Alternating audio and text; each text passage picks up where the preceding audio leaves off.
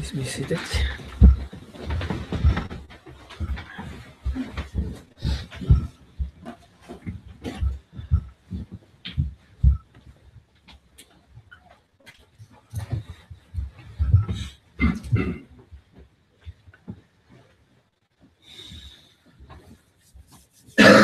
So, good morning again.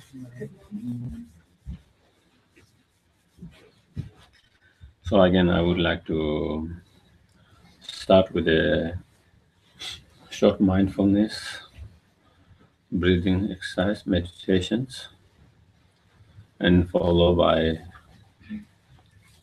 generally cultivating good intention, motivation for being here. Again, just relax, make yourself comfortable.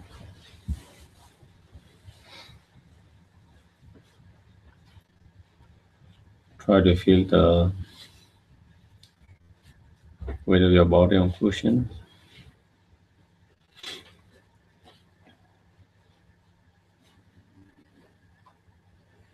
Try to let go of all the thoughts, any expectations, disappointment, any thoughts for a while.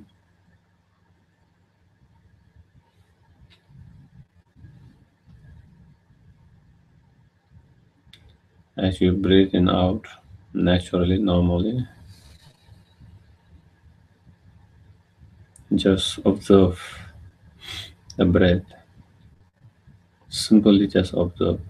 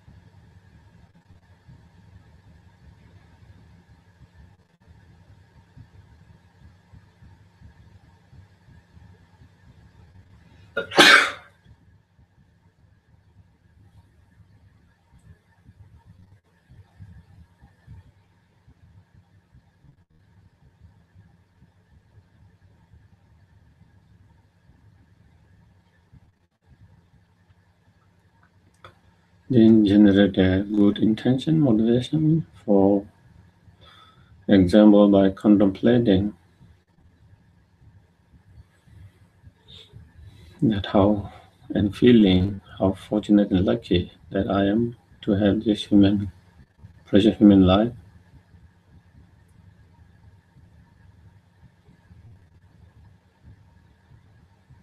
and how fortunate lucky I am, even more so to be still alive today now,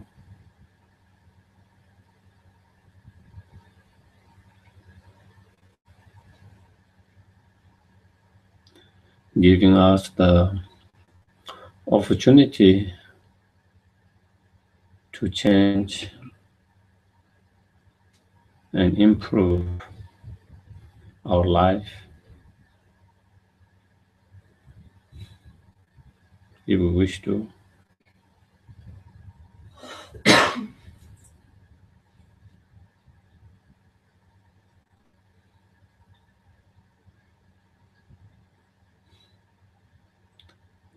To purify and transform our negative karma which we have created in the past.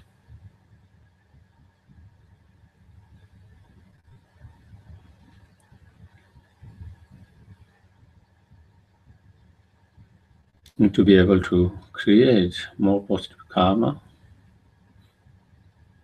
and transform and improve ourselves even better.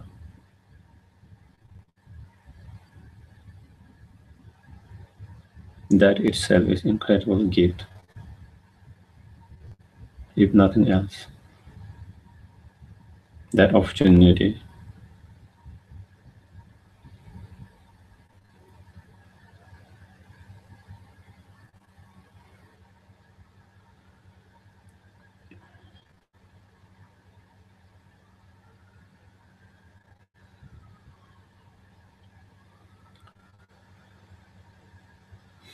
Within this year, this month, this week, within these 24 hours, so many human beings and other living beings have died. They are no more in the world.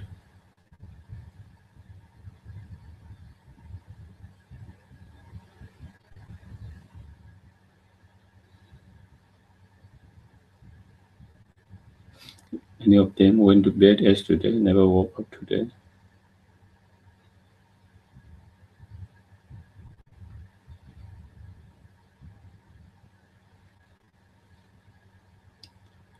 Each moment, each second, someone's dying in the world.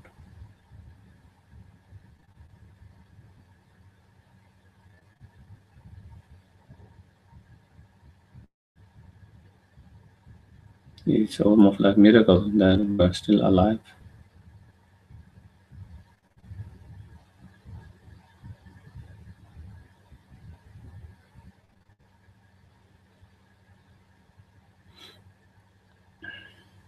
Among those who, many of them died,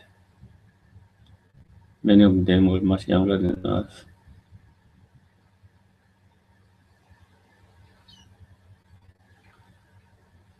Many of them were much healthier than us.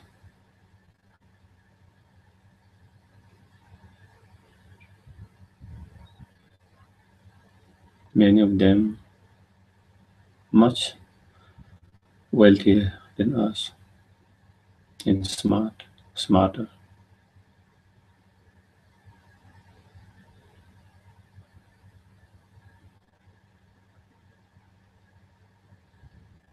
And most of them were not ready to die.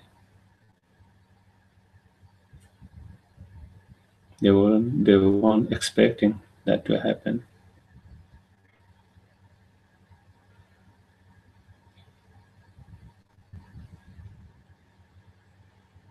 But suddenly, due to certain circumstances, they come to the end of their life.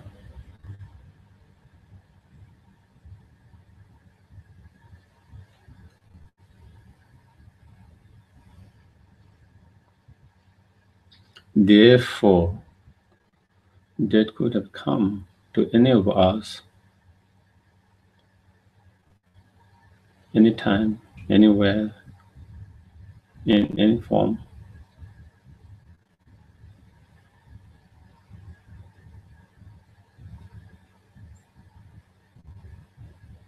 But it has not struck us so far. We are still alive. So grateful, so thankful, so fortunate.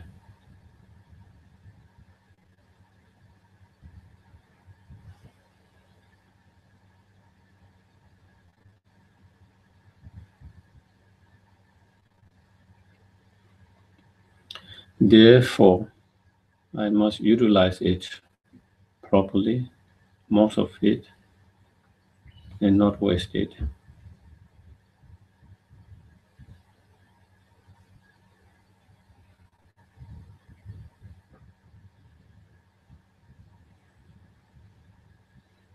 Thereby making my life more beneficial, more meaningful, and with greater purpose.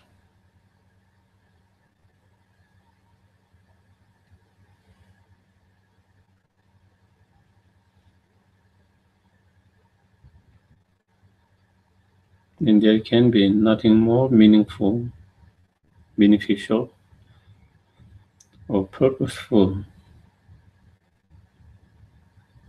then to be able to help and contribute in reducing the suffering, cause of suffering of all sentient beings as much as we can.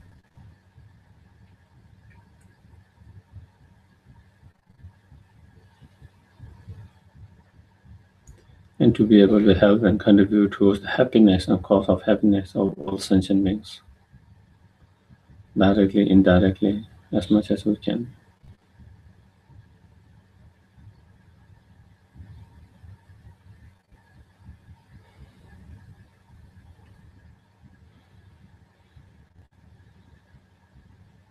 And to be able to do that in a most beneficial way, in most effective way, in most skillful way, without the limitation that we face as a very ordinary being now. I must actualize my highest potential, the fully awakened state, the fully enlightened state as quick as possible.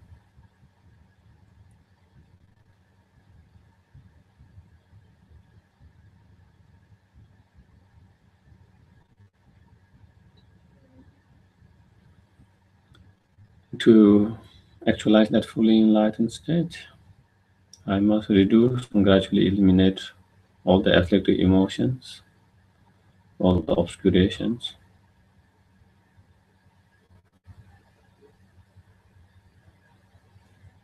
by cultivating all the constructive emotions, all the realizations, particularly highest level of compassion or bodhicitta in wisdom, understanding, emptiness or reality.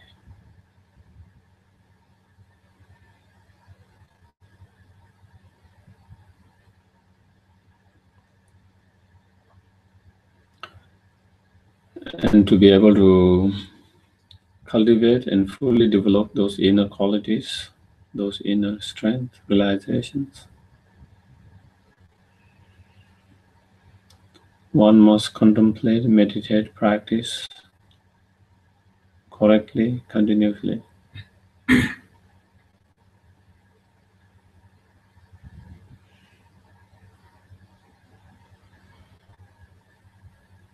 For that, one needs to be reminded of those practices again and again.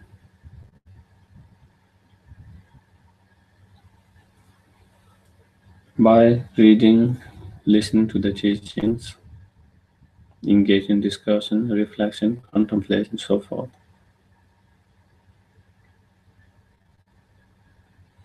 For that very reason that I'm going to engage in listening and discussions.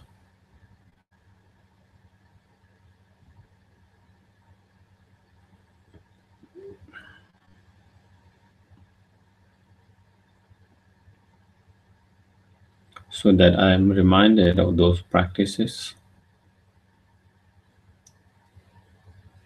and get inspired to continue to do those practices persistently, regularly, continuously.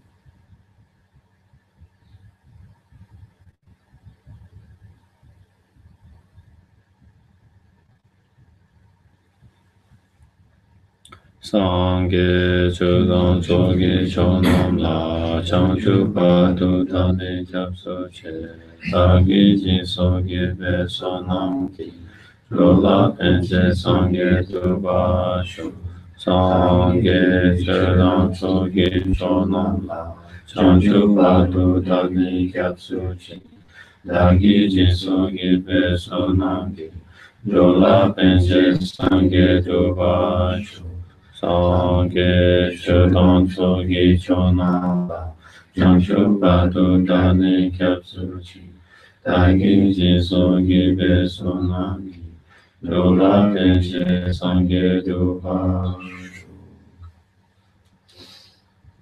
Sangye Tujanye Sone Tao Tunja Pangwe Che Tame Shune Tunja Ve Gotam De La Chao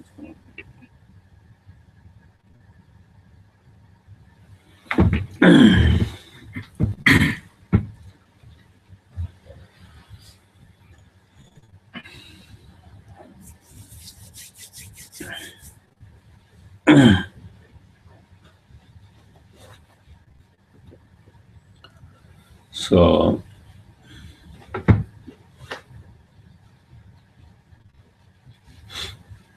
it is explained that in Buddhist scriptures that all our unwanted suffering and problems are a result of our own unskillful acts, words, and thoughts.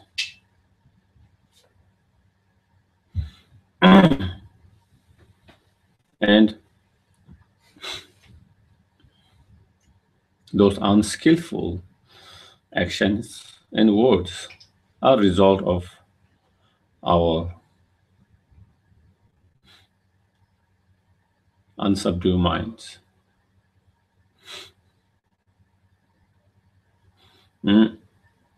So happiness and pain are a result of our own subdued and unsubdued mind. It comes back to that. Due to our subdued mind, we experience happiness, joy, peace. Due to our own unsubdued mind, then we experience pain, problem, sufferings. So,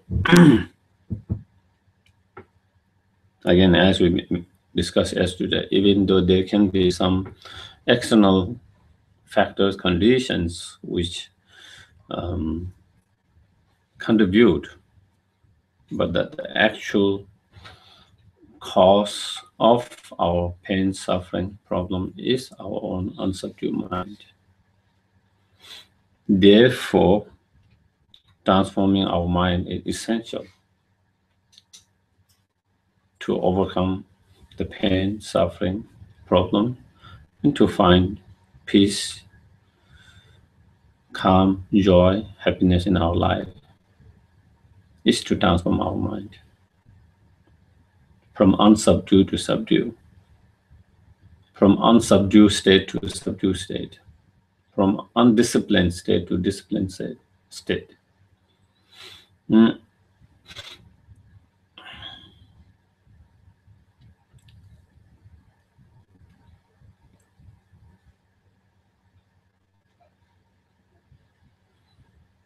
And we cannot subdue our mind or discipline our mind through some external method by taking some kind of substance, drugs, by doing some kind of surgery or some other form of exercise or so forth, physical exercise and so forth.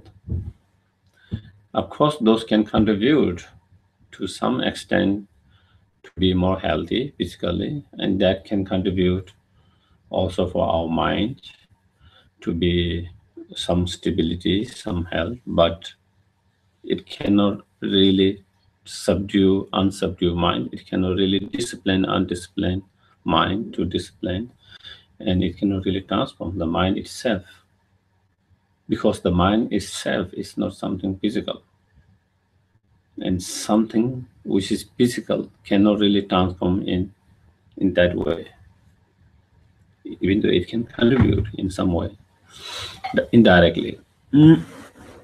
So therefore, the way to transform unsubdued mind, undisciplined mind, is through mind itself.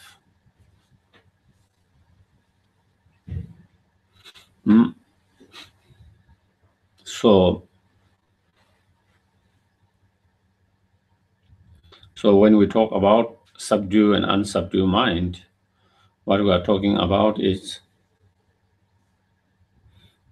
the so-called unsubdued, undisciplined minds are those emotions, those thoughts, those minds the moment it arises in ourselves, it makes us kind of restless, disturb our mind, immediately kind of take away whatever, some kind of stability, peace, calmness we had before.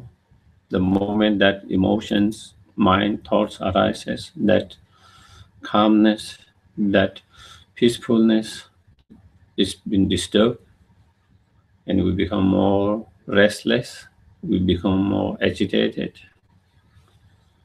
more tense. So any thoughts, emotions, feelings, mind, such are those unsubdued mind, undisciplined minds, the delusion, the afflicted emotions, the distracted emotions, whatever you call it.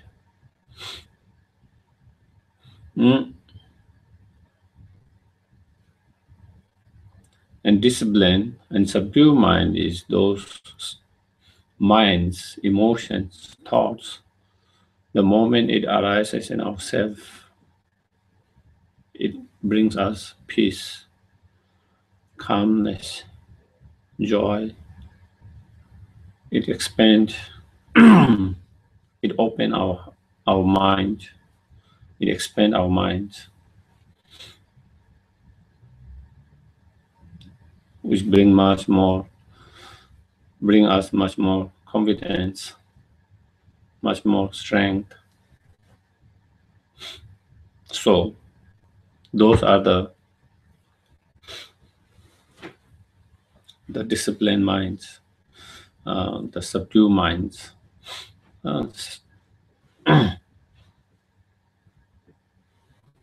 such as the wisdom, tolerance, love, compassion, bodhicitta, so forth.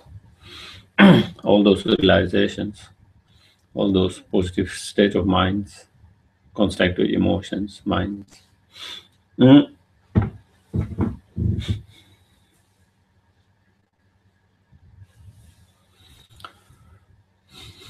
So since those destructive mind or emotions or negative mind and emotion has to be dealt with the mind itself, then we have to develop the other positive state of minds, constructive emotions, thoughts, which can act as antidotes towards each of those affected emotions.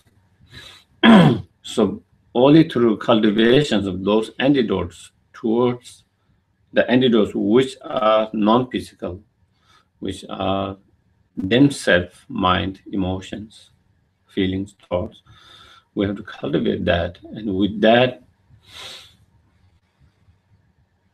through the cultivation of those constructive emotions, then we can counteract those negative emotions and thereby able to find more lasting peace, calm, joy.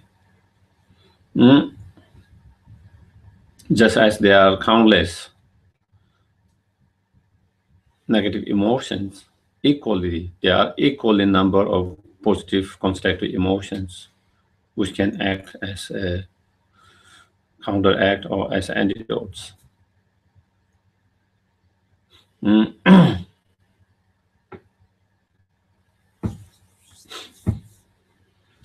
So, for example, for anger, hatred, we have love, compassion, which can, that emotions of love, compassion can act as antidotes towards anger and hatred.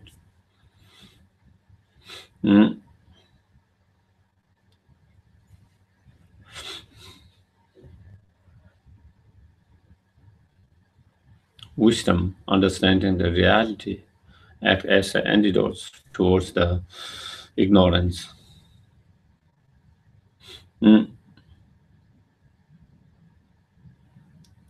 The wisdom, understanding or realizing the nature of samsara, the nature of uncertainty. The wisdom understanding the impermanent, subtle impermanent. Those wisdom can act as antidotes to our attachment and many other negative emotions. So,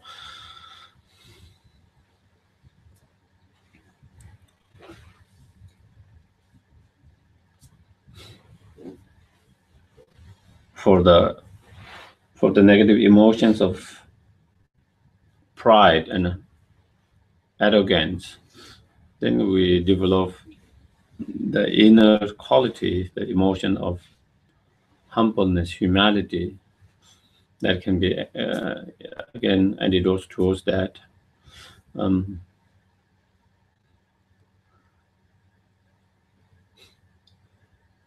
The emotions of feeling good, happy, joy to see the success of others, happiness of others, rejoicing can act as antidote towards the jealousy, envy of others. So therefore, just as there are countless of negative emotions, there is equally countless of positive constructive emotions which we can act as antidotes towards that. And as we mentioned yesterday, as if we go deeper, then of course, at the root of all these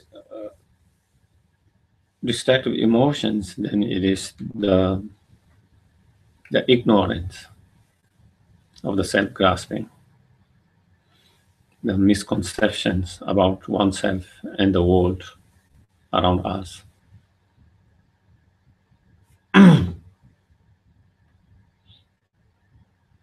So therefore,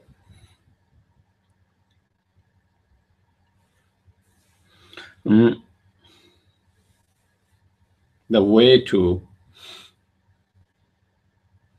solve the problems for permanently is by destroying that ignorance.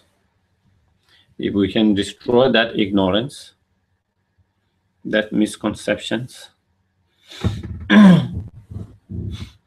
then we can destroy all other delusions which arises on the basis of that ignorance. Or we can overcome those delusions. And by overcoming those delusions, then we are able to stop unskillful thoughts, unskillful actions and words. By being able to stop those unskillful actions, words, and thoughts, then we are able to stop the experience of painful experience. The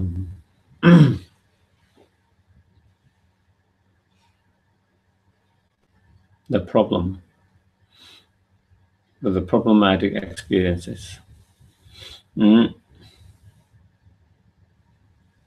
This experience of suffering.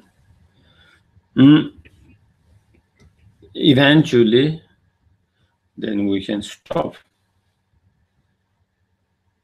the very birth which is driven by those delusions and karma. Thereby, we don't have to go through this process of uncontrolled samsaric birth. Because as long as we have samsaric rebirth, we have this kind of physical body and mind, and on the basis of this kind of physical body and mind, then we are prone to a lot of pains, sufferings on emotional level, on mental level, on physical level.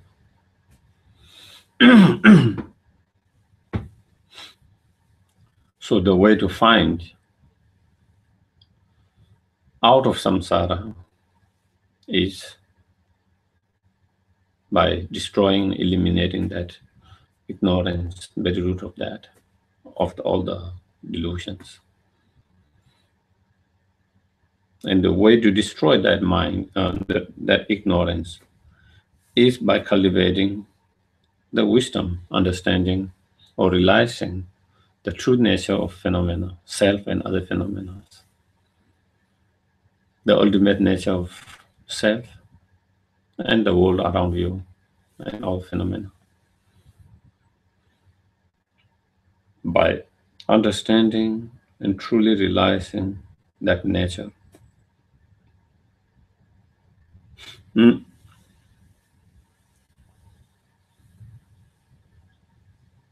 And that ignorance can be only destroyed by that wisdom which oppose that energy. Just as there are opposing energy in our physical world, some energy oppose another energy oppose other. In same way, in internal world, in our mind, emotions, feeling, they are opposing energies. And the ignorance and the wisdom realizing emptiness is two opposing energies. So when we cultivate that, and the more we develop more that, it opposes that ignorance, and the ignorance or that misconception get weaker, weaker, smaller, smaller, decrease, and eventually we can totally eliminate it. Mm.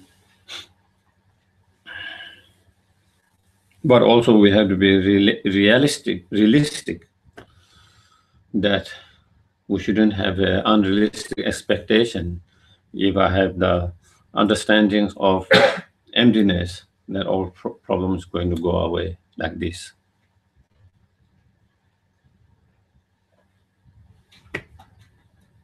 This is very unrealistic.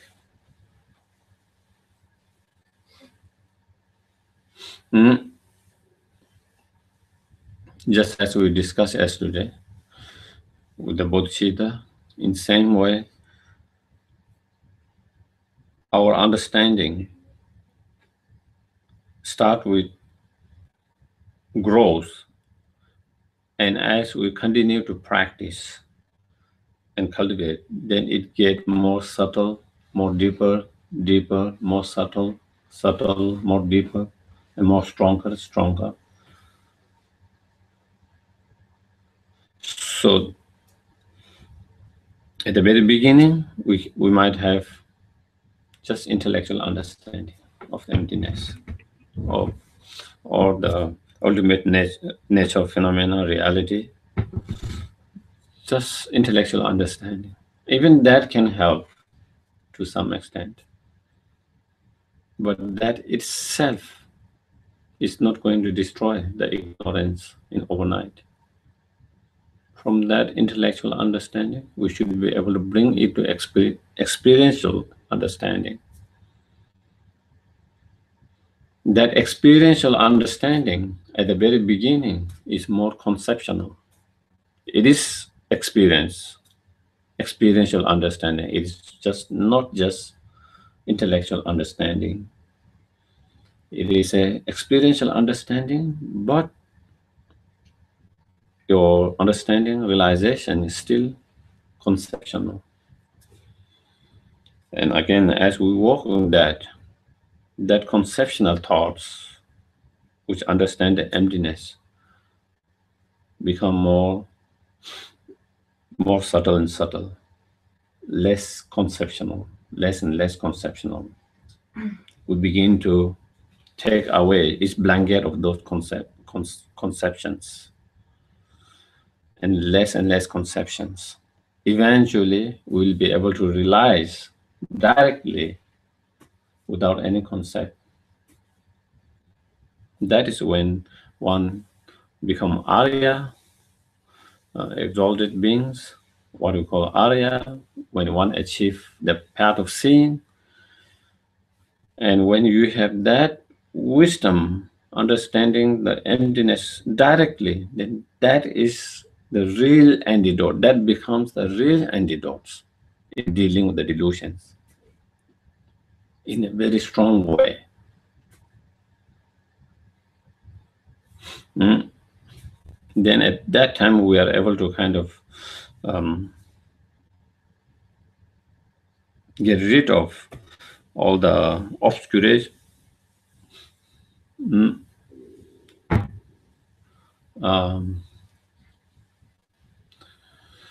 all the delusions which is fabricated. The delusions have two, what we call innate and fabricated. Kunta, you know what you call? Intellectually acquired. Yeah. Artificial.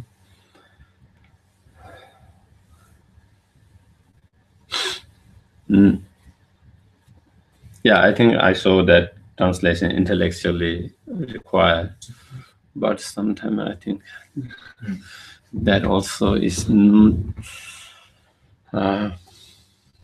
okay. So anyway, so that will, and then in terms of dealing with the innate, do you say innate or innate delusion? Then from that state, then it begin to again make the process, and then so it is kind of, we have to understand that is kind of long process. Okay, if we don't understand that process, and we are not realistic, then you have very unrealistic expectation from the very beginning. And then you begin to have grasp of some intellectual understanding, and still you are almost same person. And you begin to see this is not working. Do you get it? And you give up your practice because you expect it. The moment you have understanding of emptiness, that is all delusions are going to go, all things are going to solve, no problem, no pain, no suffering. You see everything like dream. It won't bother you. So, so I think that is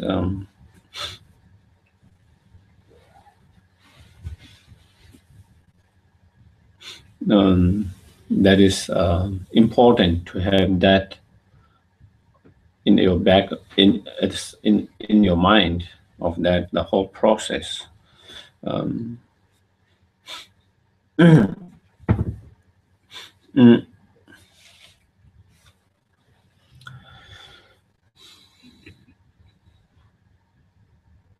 So that being the case, then of course understanding, realizing emptiness is crucial to solve our humans problem.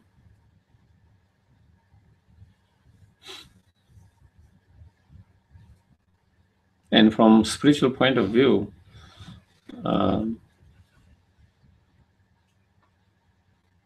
for a minor practitioner, without that wisdom, understanding the emptiness of reality, there is no way one can achieve your spiritual goal, ultimate goal, the fully enlightened state.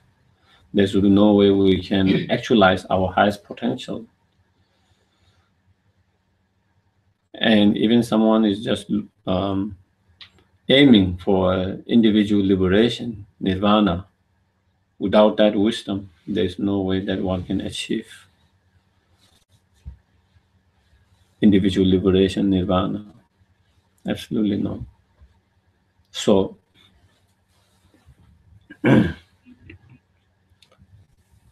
so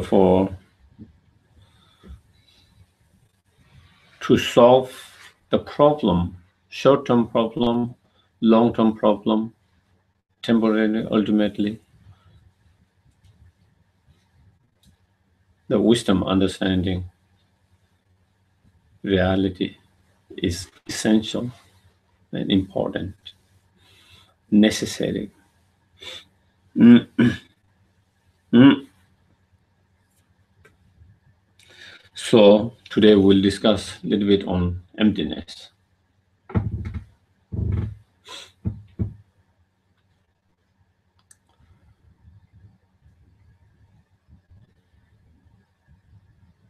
As we have been discussing,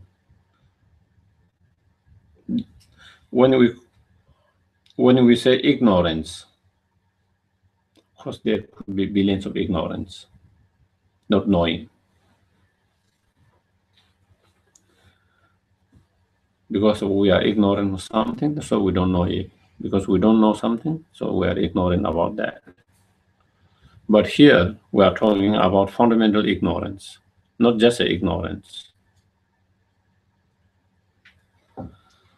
Fundamental ignorance, which is not only not understanding reality and being ignorant about the reality, but it's even more than that. The ignorance that we're talking about is actually misconceptions, misapprehending the reality. That is much more stronger than not knowing. Do you get it, what I mean?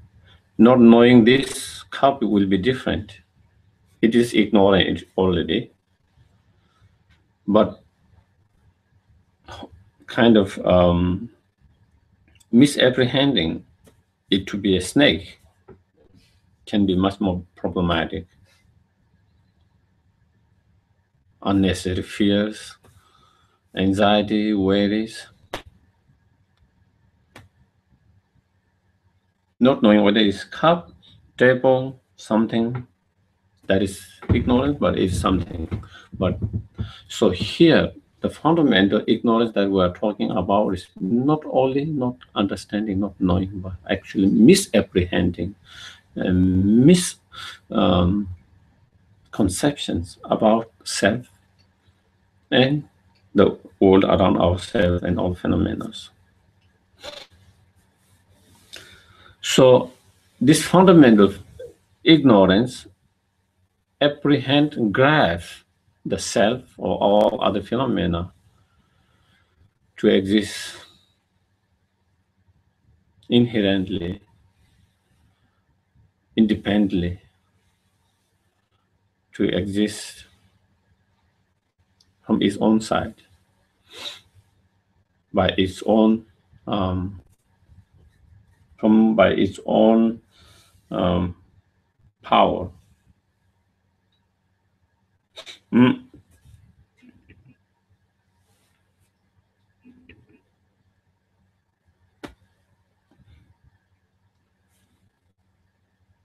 To understand that,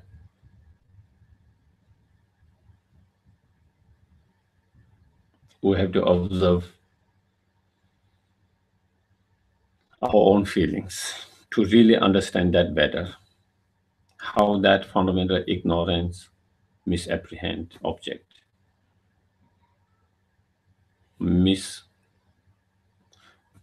how it grabs.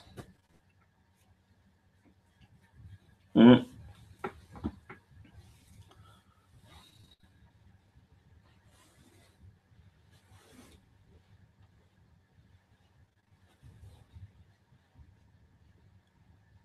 When we think of ourself, I, me, self, how does the I, me, self appear to you? Your mind, which think me, I, and how do you grasp I or me? How do you grasp? How do you apprehend that? How do we apprehend when you think of me, self, I?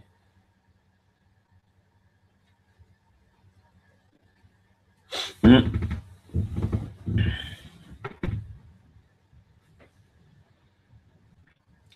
Isn't there a sense of inherently existing me there, as there?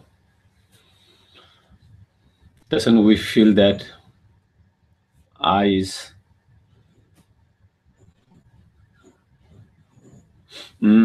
independent I?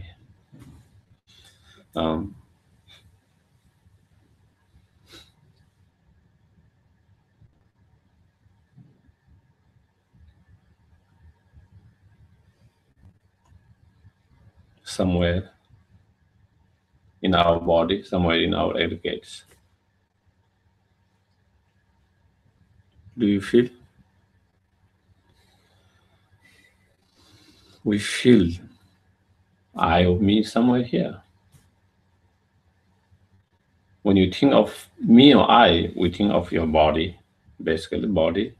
Maybe sometimes maybe your emotions, feelings in relation with that body.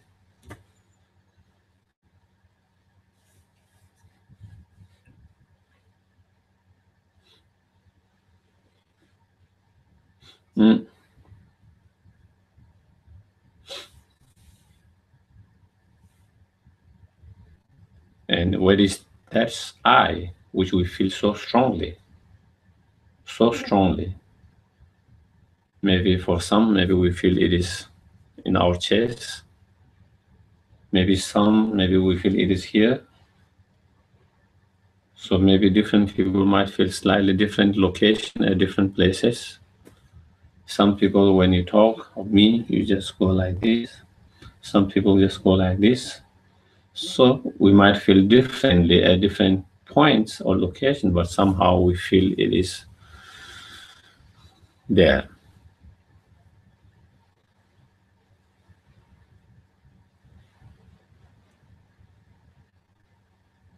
And we feel I is real there, and we can find it, pinpoint it. When you think of me, self,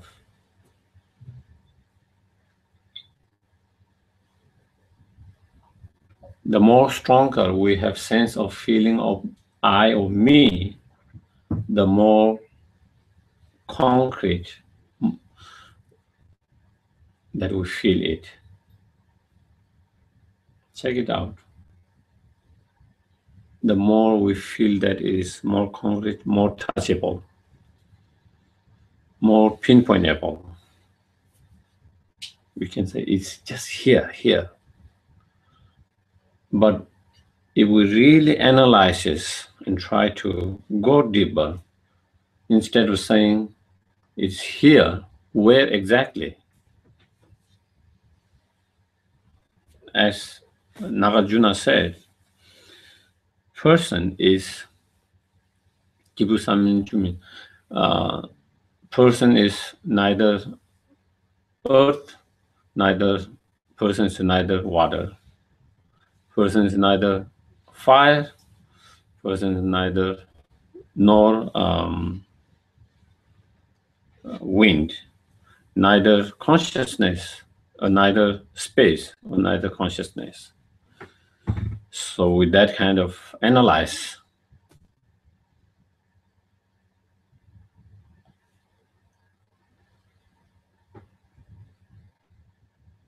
then if we try to locate that self, which we feel so strongly within our earth elements within our physical bodies, earth element, bones, flesh, like that, can it be found? You can start from the brain, from the crown of your head to the toe. Whether you can find, locate exactly, pinpoint, and say, that is me, that is I, that is self. Within that earth element, within the water element, that all liquids, blood and other liquids that we have, can you pinpoint and see whether you can find within that? Whether our fire element, the heat, whether we can find within any element of that fire element that you can locate and pinpoint and say, that is me, that is self. same with the air element, the wind element that is within our body, which allow the blood and other to circulate and move. Again, can we find within that? I mean, the air itself, which pumps up and downs, and then the space which allow that to circulate.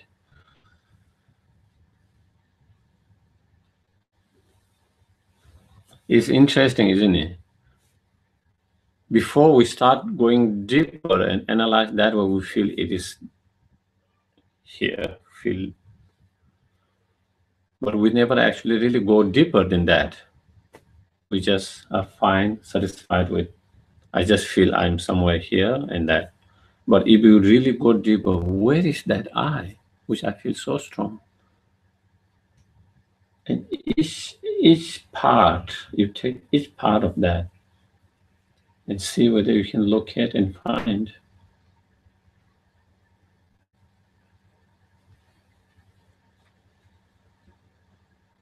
And then we do, if we cannot find our physical, pinpoint and find out within any part of our physical body, the other options, other possibility is our feelings, our emotions, our mind within that. And then again, do the same kind of analysis, just as you will do in laboratory, other things. With our mind, we just try to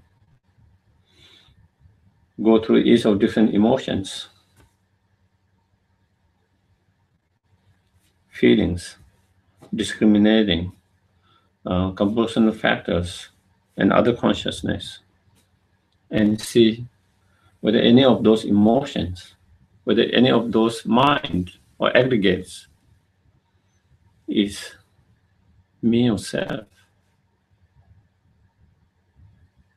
whether it's sense consciousness, whether it's mental consciousness. If it's mental consciousness, whether it's the gross mind, subtle mind, the most subtle mind, within that, and within most subtle mind, the most possibility, if we are able to find out and pinpoint, it should be the most subtle mind, makes more sense, which goes from life after, which continue from life to life. But even that, the moment when we talk about consciousness, consciousness is momentum of many moments making one conscious. The I consciousness,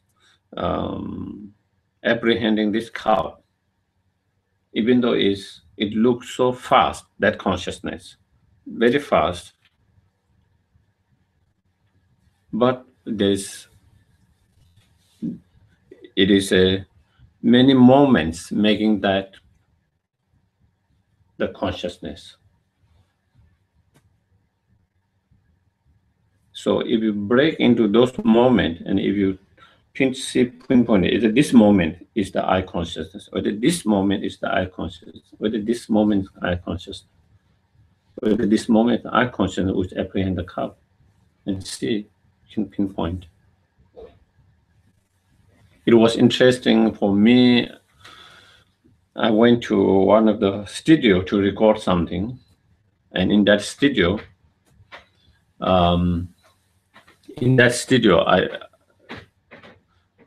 when they were recording, then I found that, which I've never been to that kind of studio before. So, like saying one word very fast. In that, there was like thousands of and then it makes So in that studio, they, like, you can see that breakdown of that to make that sounds. There are hundreds and thousands of that like that, and that make and that give you some ideas like that when you are able to For us, the R means it's very fast. It doesn't seem there is so many momentum, you know. When you hear R, it's so quick, so fast. It doesn't seem there is many momentum. But actually, if you really are able to, with that kind of sophisticated technology, then you see it is so many momentum. It's the same when we watch the movie, isn't it? It's hundreds and thousands of reel which make that motions of running, speaking, or doing something. It's so fast. It's just like this there when you see it, but actually when you see in the reel, is hundreds and thousands of that pictures which make that motions.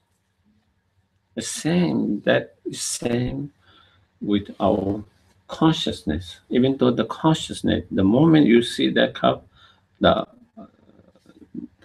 eye conscious apprehending that cup is arises in very fast. It seems in just without any momentum, but actually there is lot of momentum like that. So if you take each moment of that, then it's not the consciousness which each of those. So then the moment you said this is it, it is gone. Past, fast moment of consciousness is gone.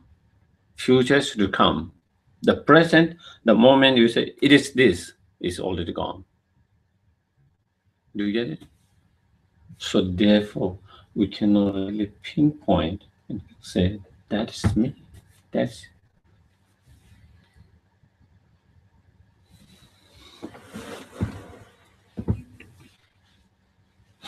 it's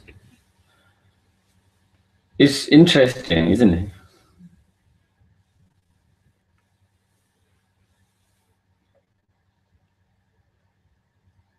Even though that is the fact and reality, but to us, when we think of self, there seems to be some kind of permanent self, some kind of concrete.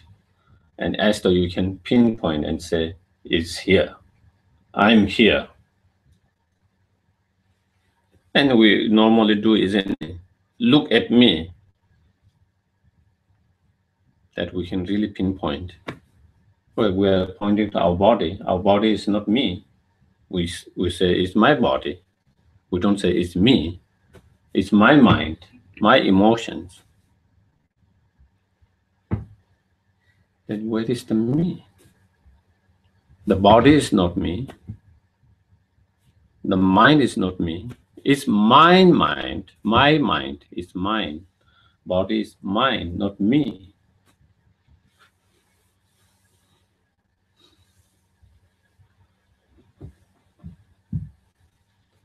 So even though when you go in much deeper level, trying to find where is the I or me which experience pain and happiness. Where is the I?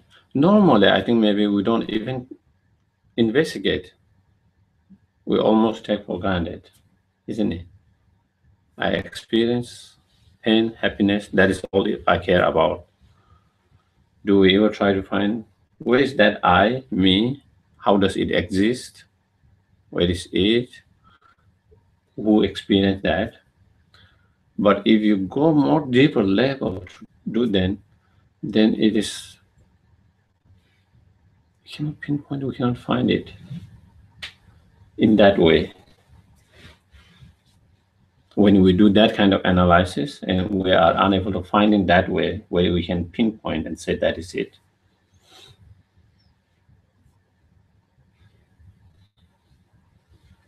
So not being able to find I in that way is not a problem.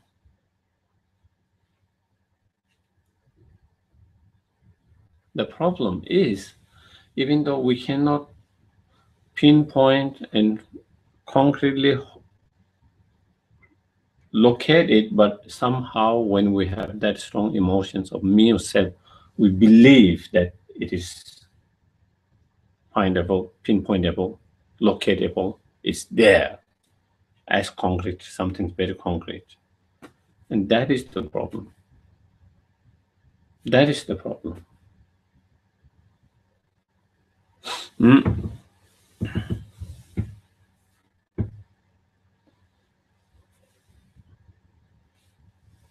So does that means that I or me or self does not exist at all? No, it doesn't mean that. That would contradict our experience. Even though when we try to analyze and find that way, but there is self, because our experience said there is self, because I experience pain and suffering. Therefore, it contradicts with our experience. So then how does it exist? And then it exists by depending on many other conditions, circumstances.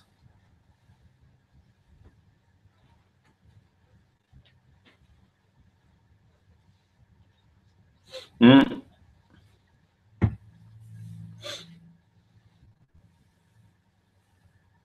By depending on its parts, by depending on cause and condition, by depending on its conceptual imputations or designations, and many other many other conditions.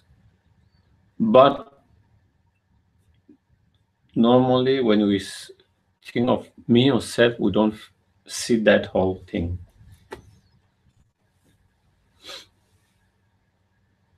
And that is same with all things. Mm.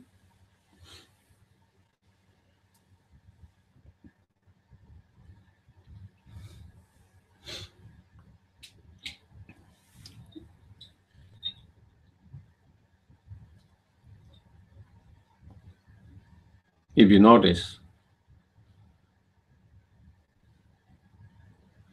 if we do, like when you are strongly disturbed, let's say some sense of strong fear, strong anxiety, worries, where you have strong sense of me or I, especially when you have very strong sense of me or I. Usually we have that strong sense of me or I when we have that strong emotions, such as strong fears, strong, and any of the other strong emotions. At that time, that I self seems so solid, concrete, and so strong at the very beginning. But if we can do this kind of analysis and try to analyze the self which feels so hurt, which I'm so hurt, and that feeling of I'm hurt is very strong. In that time, if you do that same analysis to find out where is that I which I'm so hurt, as you do that analysis very strongly with a strong concentrations and slowly, very slowly, eventually when you do this whole analysis of the whole process, the feeling of that strong concrete I, solid, strong, dissolve immediately. Immediately dissolve. Meaning after that process of that analysis, you might still feel hurt, but it wasn't so strong now, because the person which had been hurt, yourself, before which you feel so concrete, is now kind of dissolved. And therefore,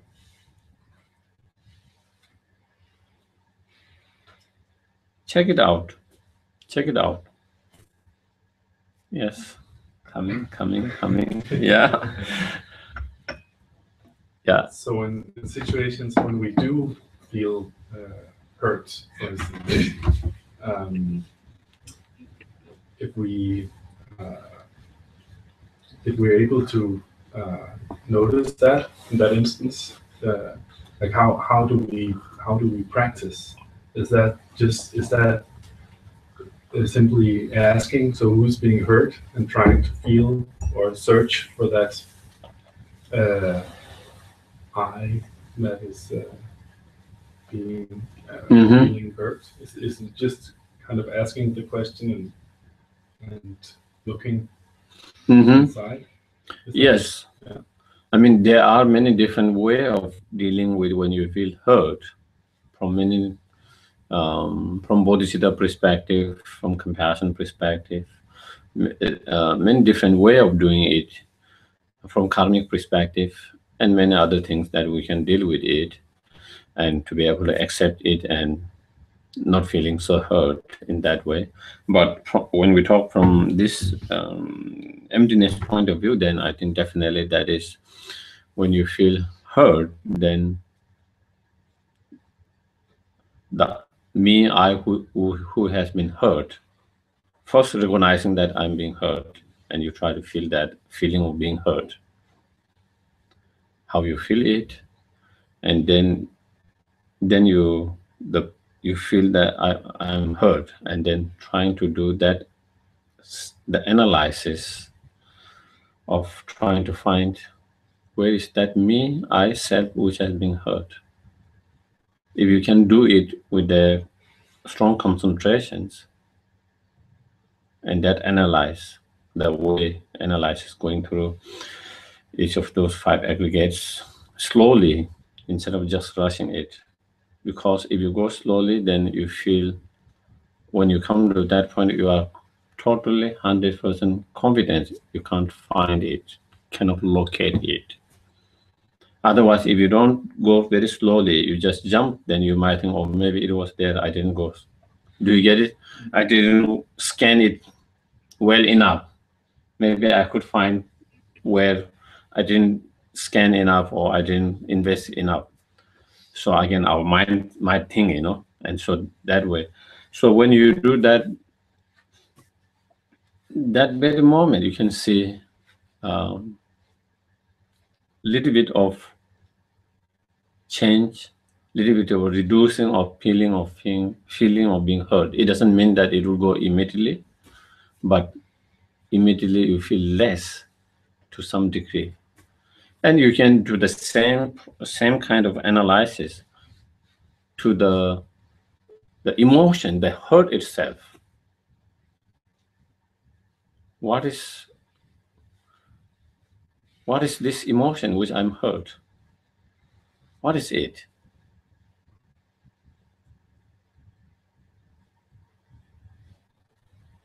Does that emotions have some kind of size, color, shape? So those are the steps. Yeah, dealing with same kind of analysis to the person you feel is hurt, the emotion itself, you can do that too.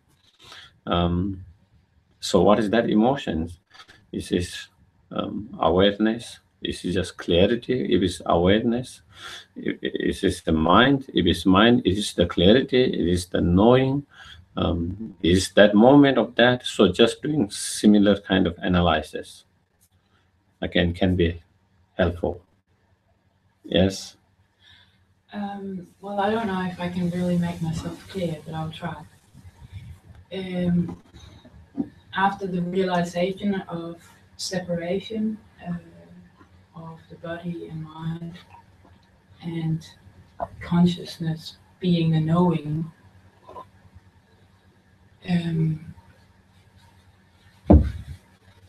how to investigate the sort of the puppet master that oversees. Do you understand? Public master. Puppet master. That there is a feeling of something else than mind, body, emotion, consciousness. Mm-hmm. Something that sort of pulls the strings. Uh-huh. Mm-hmm. How to investigate that more?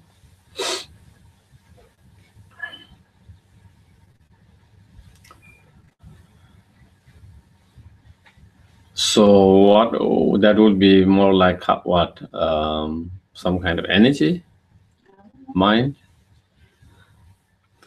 create. I mean, to have that, either you have to kind of have some kind of understanding or belief that there is a creator, some creator energy who's created all this, and then they all dissolve into that eventually.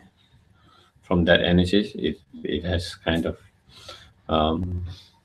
there's universal kind of energies, something, and from that then we have all these different, and then again it go back into that. Again, in Buddhism, we don't accept that.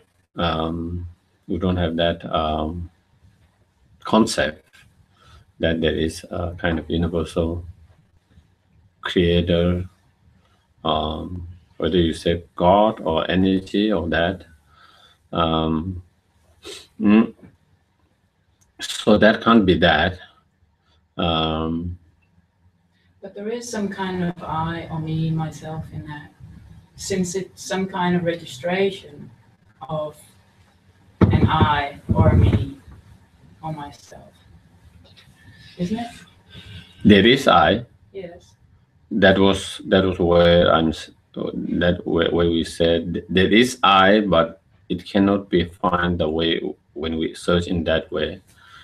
And the I is on the basis of our aggregate, on the basis of our 5 aggregate. Then we impute as a me self on the basis of that. Then that is how the self exists. It's not separate from your aggregates.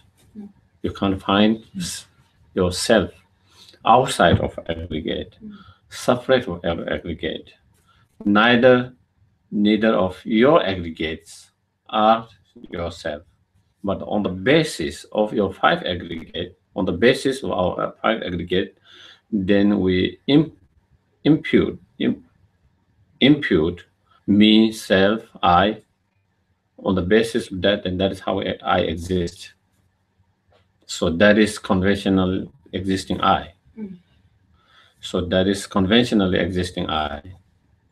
But I think when we think of I, me, normally, especially when you have those emotions, we don't think that I or me is the one on the basis of 5 aggregate that imputed me.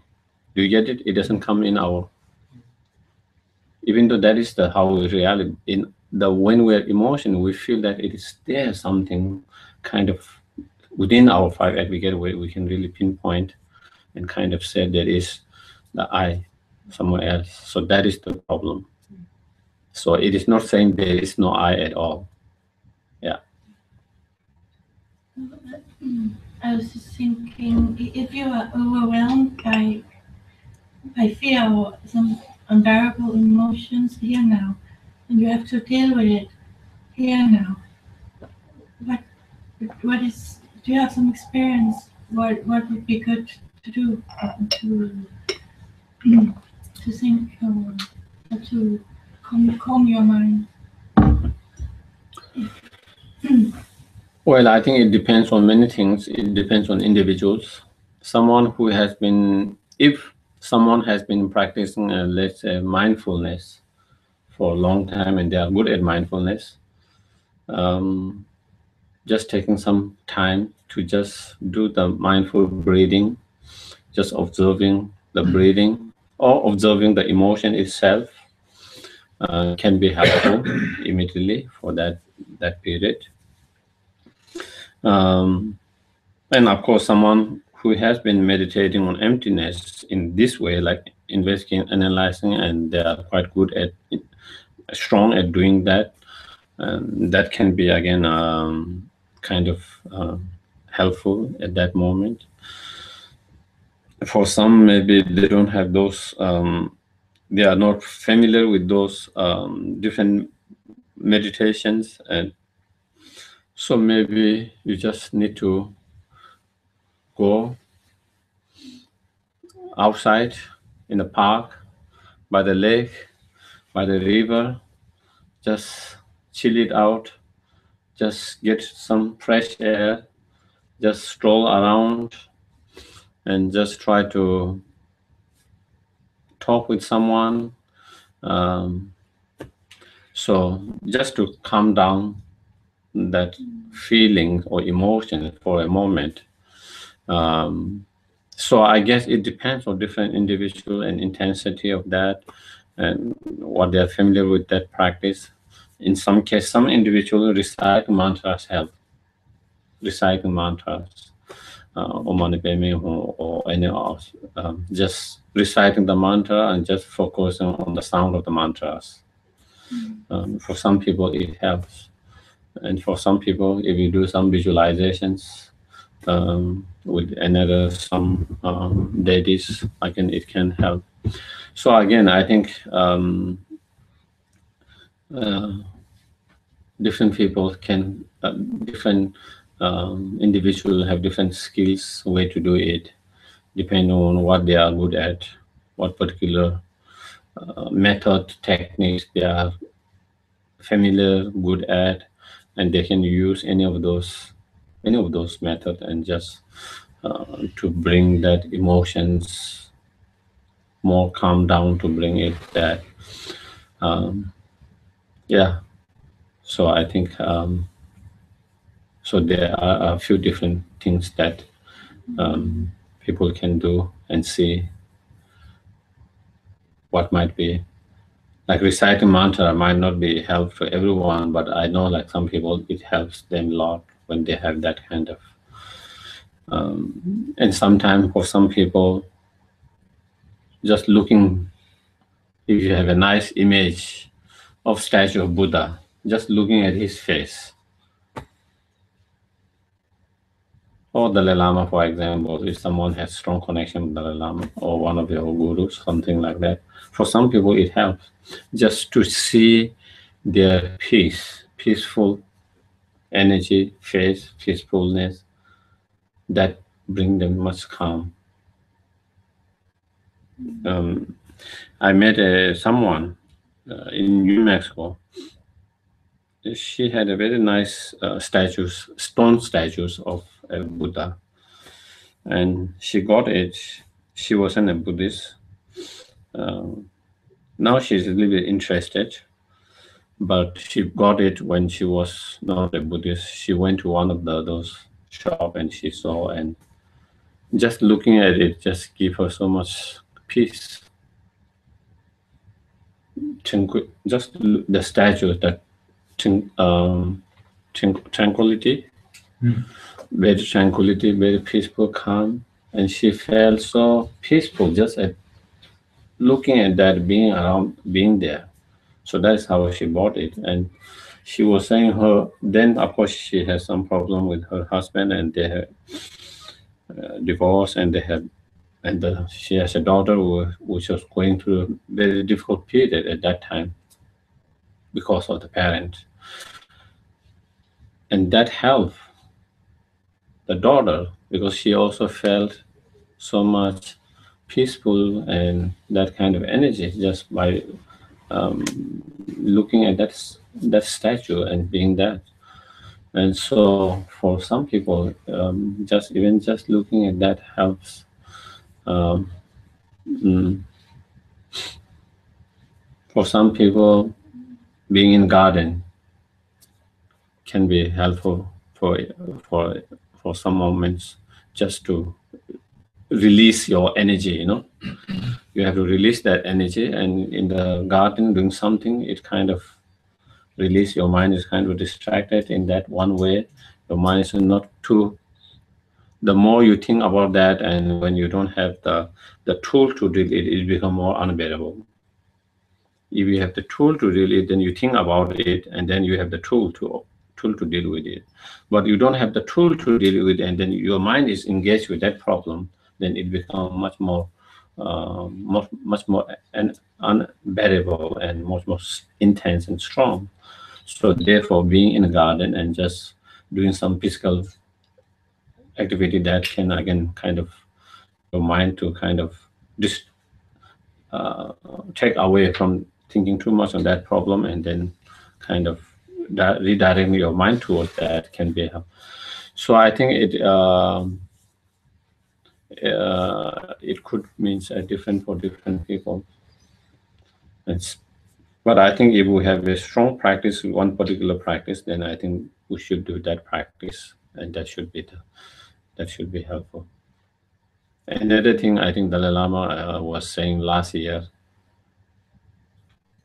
when he was when not him, but when he was in one of the monastery celebrated his 78th birthday, and his message to the people who came there and people who are listening to his message around the world and kind of celebrating. He said his message was very simple: be kind, be kind, um,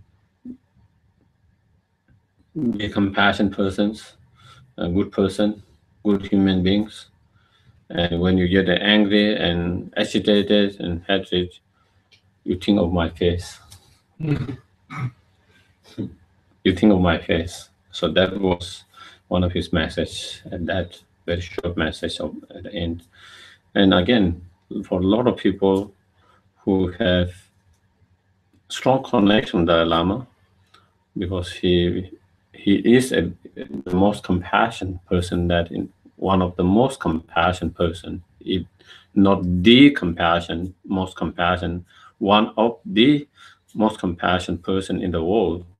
So to remember that face, and also, I mean, like just like Buddha, he has that the smile, the compassion you can really kind of see in the even in pictures on like that, So again, that can release and have that. So I think there are can have few different way to do it. So I think we will have a short break. Yeah. Thank you.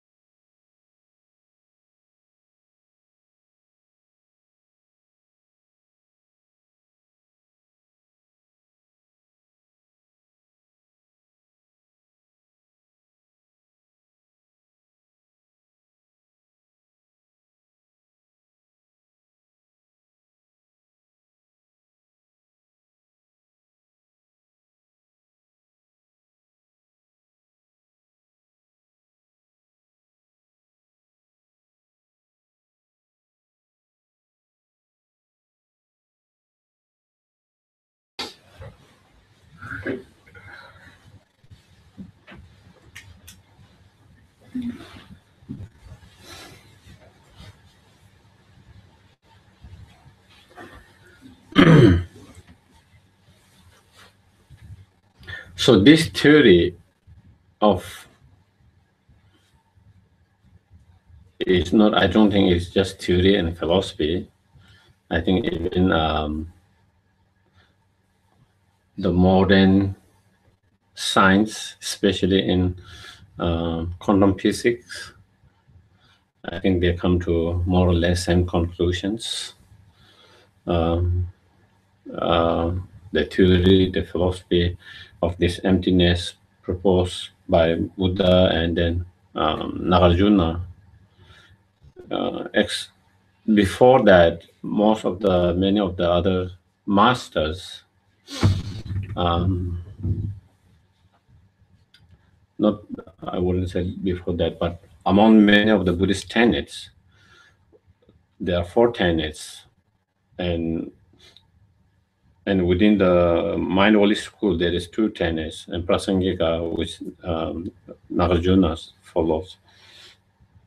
All others, I think, have similar feeling like us.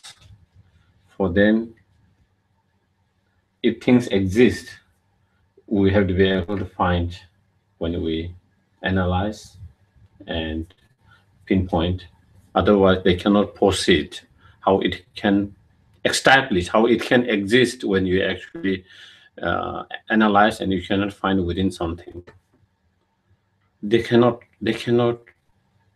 proceed and establish that it exists. Therefore, except for Prasangika, all of them, all other Buddhist tenets, they proceed, they say that all things, when you analyze it, exams, then it will be found in sudden. And in some of them, like the Mind-Only school, they find in Kunshi the mind basis of all.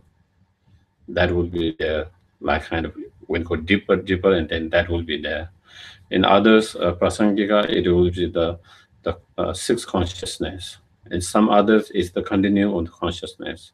So that, but Nagarjuna refute that, because then if you do the same analysis, it also apply for that. So it is not about feeling comfortable enough or not. Do you get it? For them, if you cannot find within that, then it is not comfortable to say it exists. Nagarjuna idea is not about you feeling comfortable of proceeding or that. We have to find the reality, the fact. Reality and fact has to be something which made you comfortable or not comfortable. It's the reality, it's the fact. And if you apply the same logic, the way you apply logic for others, then if you apply that to that consciousness, whether it's a mind basis of all, whether it's the sixth consciousness or continuum consciousness, it's same apply, and you can't find it. Even with that, and the logic is the same. So that is, but it doesn't mean it does not exist, and it exists, as I mentioned, by merely imputed by our mind in name on the basis of our 5 aggregates or aggregate. And that is a specialty of Nagarjuna's. And I think that is one of the difficult points to understand. And just to that point, I'm going to read something from His Holiness Dalai Lama, okay? Then, is everything non-existence? So when we do that analysis, you cannot find it. So then come the question. Then, is everything non-existent? Does that mean it? If things do not exist, they could not affect us. But pain and pleasure do exist. When, with respect to any phenomenon, the object designated, how you call it, designated is sought, is not found in the place where it was thought to exist. In our case, we were thinking the self exists in our physical body or in our emotions or one of our 5 aggregates. However, that it is existence is contradicted by experience. Therefore, since it is the case that the phenomena being sought certainly exists because of the experience, which we cannot deny, but not found under analysis, the way we did the analysis, it can be concluded that it is not established under its own power, the self, but exists through the force of other conditions. So what is the other conditions? Thus, is inevitably established that phenomena exist through the force of all independence upon imputations by conceptuality. So in Nagarjuna's view, that all the phenomena exist merely by imputations of your mind's thought, in the merely level by the mind or concepts, and that is the most subtle and most difficult part. The concept of existing merely leveled by your thoughts, merely imputed by your concept. But again, even in science, there seems to be same. I think it kind of blown up many of the scientists when they are analyzing, and they found out that it can't be, because they don't feel comfortable with that. But the more analysis they do it, that is the fact. That is, and you just have to accept it. It's not about feeling comfortable or not.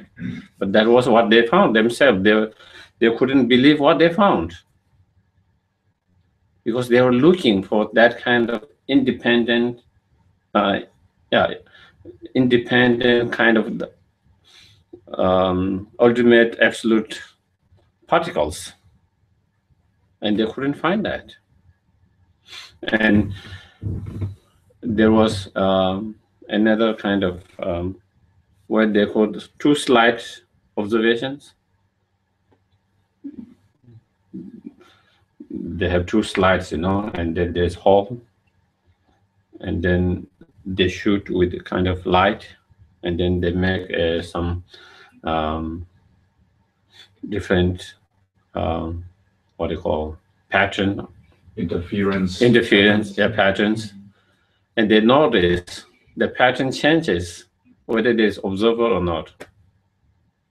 When there is observer, the pattern changes. Same thing when there is no observer, the pattern is different.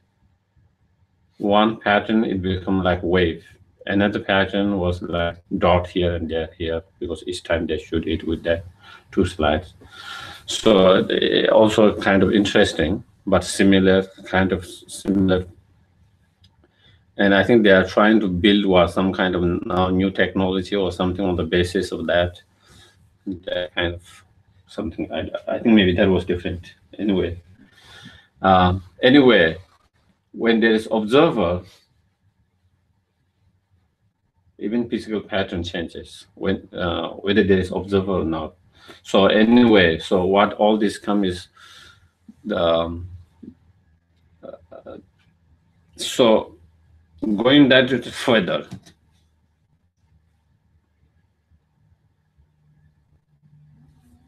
In our case, my case, Geshe Sharap, the moment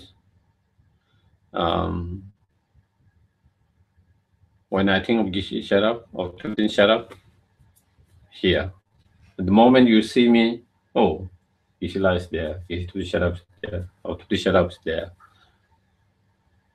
and feel that there is really kind of solid identity there,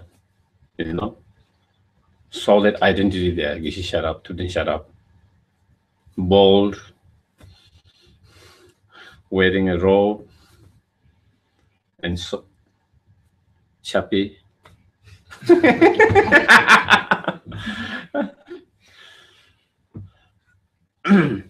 all this we have concept. You see Isharab and you think of Isharab, there is that.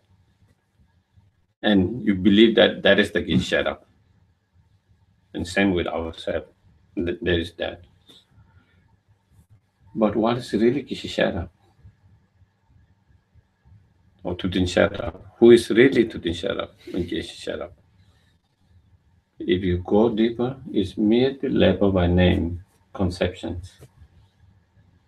If Tutin Sharab, Sharab exists from its own side without depending on labeling by your concept, your name, before I was ordained, when people see me, they didn't see me Gishi Sharab, they didn't see me Tutin Sharab.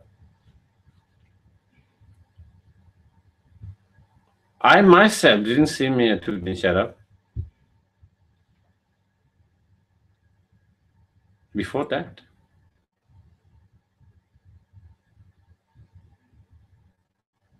But the moment that name was given to Tutin Sharab, that moment, then I begin to see myself as Tutin Sharab. I begin to, identify myself with Tutin Sharab. And identify and become Tutin Sharab. And from people's side, they begin to identify me as Tutin Sharab and begin to relate me as a Tutin Sharab. And before that, they didn't relate me or identify me as a Tutin Sharab. But the moment that name was given, so the body wasn't the name, the body wasn't the Tutin Sharab, my emotion wasn't the Tutin Sharab, my mind was before there, it wasn't Tutin Sharab, my body was there, continuity of body was there, it wasn't Tutin Sharab. But now, when I identify myself, I identified with that Tutin Sharab as it is me. Do you get it? People identify and relate with me as Tutin Sharab. But actually, it's just merely name. Of course, that merely name on the basis of some foundations there. But it's interesting, isn't it? When we identify ourselves, personalize ourselves, who I am, who Dorje is, who David is, who Isharab is. Then I say, oh, it's me, I'm Tutin Sharab is a monk, Tutin Sharab is this and that, all these things. But actually, Tutin Sharab is just merely a name. But in normal life, we don't really understand that, or we don't really that. We identify Tutin Sharab not as merely labeled by name. We identify it as some personal, in a such way. So we put blankets of different concepts of Tutin Sharab. It's start with merely label. Now you add up. Tutin Sharab is this, Tutin Sharab is that, Tutin Sharab is this, and Tutin Sharab is not this and not this. And then we build up. And then Tutin Sharab become with all the blankets of these new concepts and all these things. Starting with merely label. Interesting. Yes. Does Tutin Sharab have any characteristics? I mean, any qualities? On conventional level, yes. On ultimate level, no. Buddha the same. Same. On conventional level, there is. But we are not talking about on conventional level. We are talking about more deeper than that. We're trying to go beyond that conceptual, conventional level of the truth. We are going to understand ultimate truth and beyond, more deeper. And on that deeper level is not. On most deeper level is merely level by name. Yes. So Tutin is a concept like the I. It's also a concept. Oh yes. It's a description of the reality, you can say. It's a concept. So I mean, it's not the, as I understand it, we still need the I, and we still need concepts, like words are concepts, because else we could not communicate, and we would not. So it's good to have. You said also there is an I, but it's on a conceptual level. But in a true level, deeper level, there is no I. Is that how you? Is it correctly understood? Even on true level, there is I, but there is no I the way we perceive. Okay. Yeah. There is I, which is merely labeled by conceptions on the basis of aggregates. But there is so that is there is I, but it cannot be fine when we analyze with that analysis by that kind of analysis. So, but we do need, as you said, concepts and words to communicate, because we live in a conventional world and we have to communicate. And even though on ultimate level, everything is oneness, sameness, on ultimate level, on non-duality, there is no dualistic. On ultimate level, there is no good, bad. But we will not be able to function because we live in a conventional world. So therefore, we need. So therefore, in every object, there is two reality: conventional level and ultimate level. On every phenomena, on everything, and they don't contradict each others. They are almost like the two sides of one coin. But is there an I on an ultimate level? Is there, you have an I on an ultimate level also? I understand. Huh? So is it kind of like an energy, or I mean, in the, I think it's the Hindu, they say the Atman and the Brahman. The Brahman is everything is one, and the Atman is the individual aspect of your. So we wouldn't say that. We wouldn't say that. We wouldn't have a universal consciousness or universal energy from where individual energies comes. But on ultimate level, there is no difference between yourself and myself. We all are purely empty of inherent existence and merely labeled by mind or thoughts on ultimate level. But on conceptual level, there's different, because on the basis of your five aggregate, there is yourself and me, and your five aggregates different from mine. Your body is different from mine. Your mind, emotions different from mine. So therefore, on conceptual level, we have difference. But on ultimate level, there is no difference. So we wouldn't say that is energy, but I don't know, maybe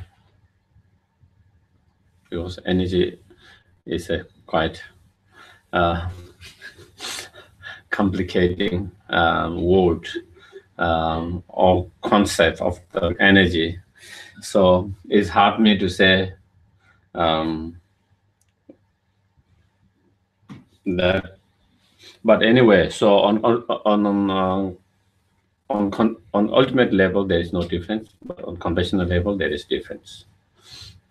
Yourself and myself, yeah.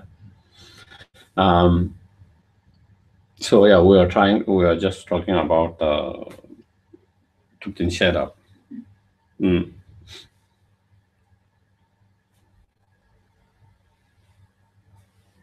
And then going, I think, little bit. Okay, I think maybe.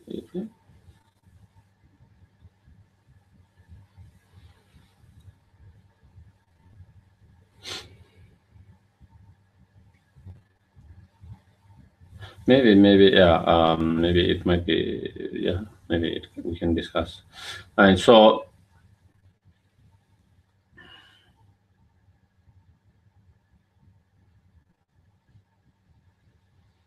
even though we cannot find in that way, but it doesn't mean it does not exist, and it exists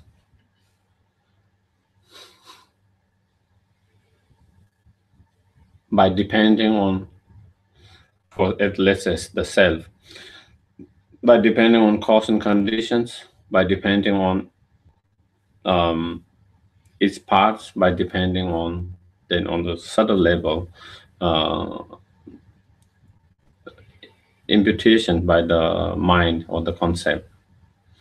So therefore, we exist, but in an interconnected way, in an interdependent way, not independent. The self cannot survive, exist without depending on other cause and condition. It cannot exist. The self cannot exist as a self without depending on its parts. The self cannot exist by itself, by its own self, without depending on the imputation of concept. So it depends on the its cause and condition. It depends on its parts and particles, and it depends on the imputation, the name. So we can understand, and that is not with the self, with everything's, all the condition phenomena. We can understand that. So we all are interconnected, interdependent. So therefore, I exist, Tudeshara exists because of my parent. Yeah, I exist because of my aggregate, and my aggregates, physical aggregates, come from my parent. My parents' sperm and eggs. And so therefore, I exist by depending on my parent. And that means I exist by depending on my grandparent, because my parent depend on them, and grandparent, and then you can go forever. So I exist by depending on all these contributions of all these generations of that, because that is what makes my physical aggregate, which is the basis for me as well, for myself. At the moment, I exist because of support from so many people in the world. Without that support, I will not survive. I will not cease to exist. As you should shut up. So by depending on all the people that play, which contribute in a different way, every 24 hours, every day, every week, every month.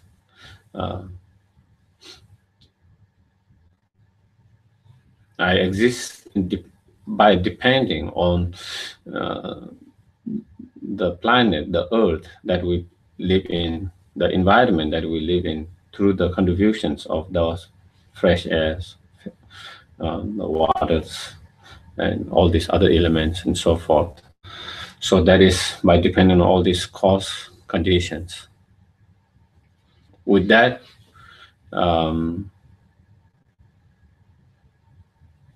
we all depend on each other's. With that, I think I was going to read something from a sutra, which is which is quite interesting, even though it is a bit long.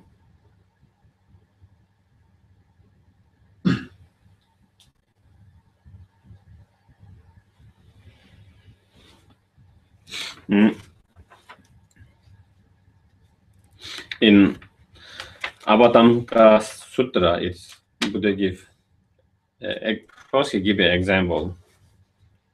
Far away in the heavenly abode of a great god Indra, there is a wonderful net which has been hung by some cunning artificer in such a manner that it stretched out infinitely to all the directions.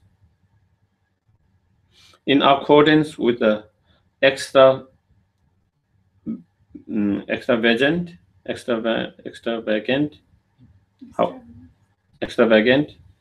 taste of the deities, the artificers has hung a single glittering jewel in each eye of the nets. And since the net itself is infinite in dimension, the jewels are infinite in numbers with each of those nets. There hung the jewels, glittering like a star of the first magnitude, wonderful sight to behold.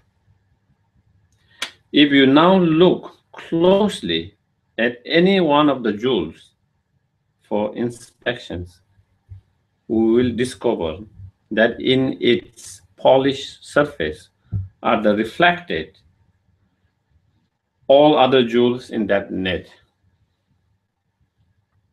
infinite in number. Not only that, but each of the jewels reflected in that one jewel is reflecting all other jewels. So that there is infinite reflection process occurring. So reflecting on each of them, all jewels in each of them. This symbolizes our world where every sentient being and things is interrelated to one another. So I think that was with the example that Buddha gave, how sentient beings are interrelated with each other, just like that net with the jewel, and how we are interrelated with not only the sentient beings, but with the things, with the planet, with the environment, and so forth. So that is how we exist. That is how self exists. And as we were saying yesterday, in some of the teachings, they explain compassion is an expression of emptiness. In some of the teaching, they say compassion is expression of emptiness. And I think that is where it comes. When you have understood interdependent totally, realize interdependent totally, then I think it allows our compassion to arise and to expand to each and every sentient being, because we understand each and every sentient being is kind and contributing for our, we all are related, we all are connected, and all is contributing for my happiness, my joy, my success, my prosperity, my goodness, my growth, my existence. So when you understand that each and every sentient being is related in that way, connecting that way, contributing in that way, then of course it is easy for us to cultivate sense of care, respect, concern, love, compassion for them. Then that comes quite naturally when you have that understanding. It's like someone has been very kind in your life when you were young. You didn't know who that person was, but someone started helping, sending all the help. But once when you meet him and understand who that person is, the sense of feeling of connectedness with that will come naturally. because you know this is the person who has been very kind, helping me all this through. So in same way, so that is how understanding of emptiness in terms of interdependence. When it comes, then compassions come easily, naturally, and so that is why I think it is expression of emptiness in some of the scriptures, some of the texts that you see such expressions. And then not only that, by depending on others' cause and condition, external cause and condition, it also depending on interconnected, interrelated, and depending on its own parts and particles. For the Geshe Tudenshara to exist, it depends on its 5 aggregates. Without the 5 aggregates, there's no Tudenshara. So it depends on the 5 aggregates. And then each of those 5 aggregates depends on its parts. Again, the body depends on the limbs. For the body to be a body, as function as a body, limbs. Each of those limbs depend on its parts. The hands depend on its fingers. And you can go in that way. So that is how. And then at the end, not only that, it depends on its part, it depends on the name, the implications given by your thoughts, concept, mind on the basis of those 5 aggregates. Without that name, there is basis for the Geshe-shara, but there is no Geshe-shara. Maybe we can say that. There is basis for the Tudenshara, but there is no Tudenshara.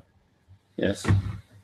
Geshe-la, could you say something about the you said before how everyone on an ultimate level only exists as an imputation of our mind, right? Mm-hmm. So when I hear those words, it's very easy for me to fall into the trap of nihilism. And, you know, I talked to some friends about this, you know, sometimes when people fall into this trap, then they feel there's no reason to have compassion for anyone, because everyone is just an aspect of your mind anyway. But could you say something about that and the relationship to Madhyamika, middle way, not falling into the extremes? Yeah, that is the way we are just discussing now. Interconnectedness. When you say merely labeled by your mind, it doesn't mean it doesn't depend on others' conditions. It just means it doesn't exist independently from its own side.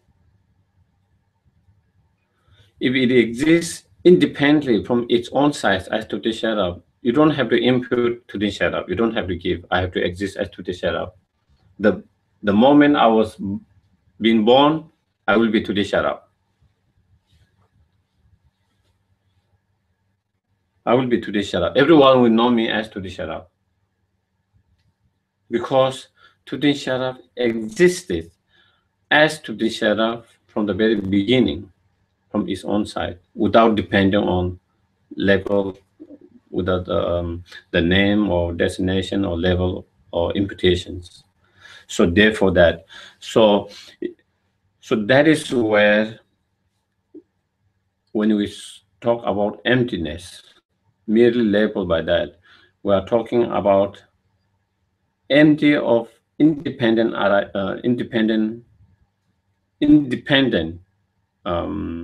arising or independent existence. That there is no such independent existence. Everything is interdependent, interconnected, interrelated. So even though Tudenshara is merely labeled by mind, because Tudenshara didn't exist independently as Tudenshara. So it depends on cause and conditions, like all the other cause condition I just mentioned. It depends on my parts, the aggregates, and it also depends on the name imputed as to the shadow. So do you get it? I think so, yeah. It's a hard thing to get, but I'm getting closer. When we say merely imputed by mind, it doesn't mean there is nothing. It doesn't mean there is nothing, or it is not existed. Does not exist at all. It just means it's empty of inherently existent, independent existence, existing from its own side as it is. I think maybe we'll when we come back, I think maybe we'll go more further on that. And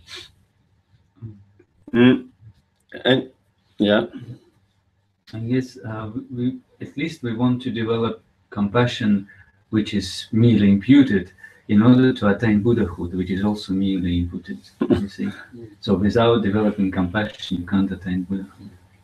So you can see that it's a necessary condition. Another question about this conventional existence. This is a table. It exists conventionally. So it exists because we agreed that this is a table, right? Conventional, it means that we agreed that it is a table. not because we agreed it, but to exist conventionally, there need to be three what we call conditions. It has to functions. To label it as a chair, as a table. We can't just table. We agree to kind of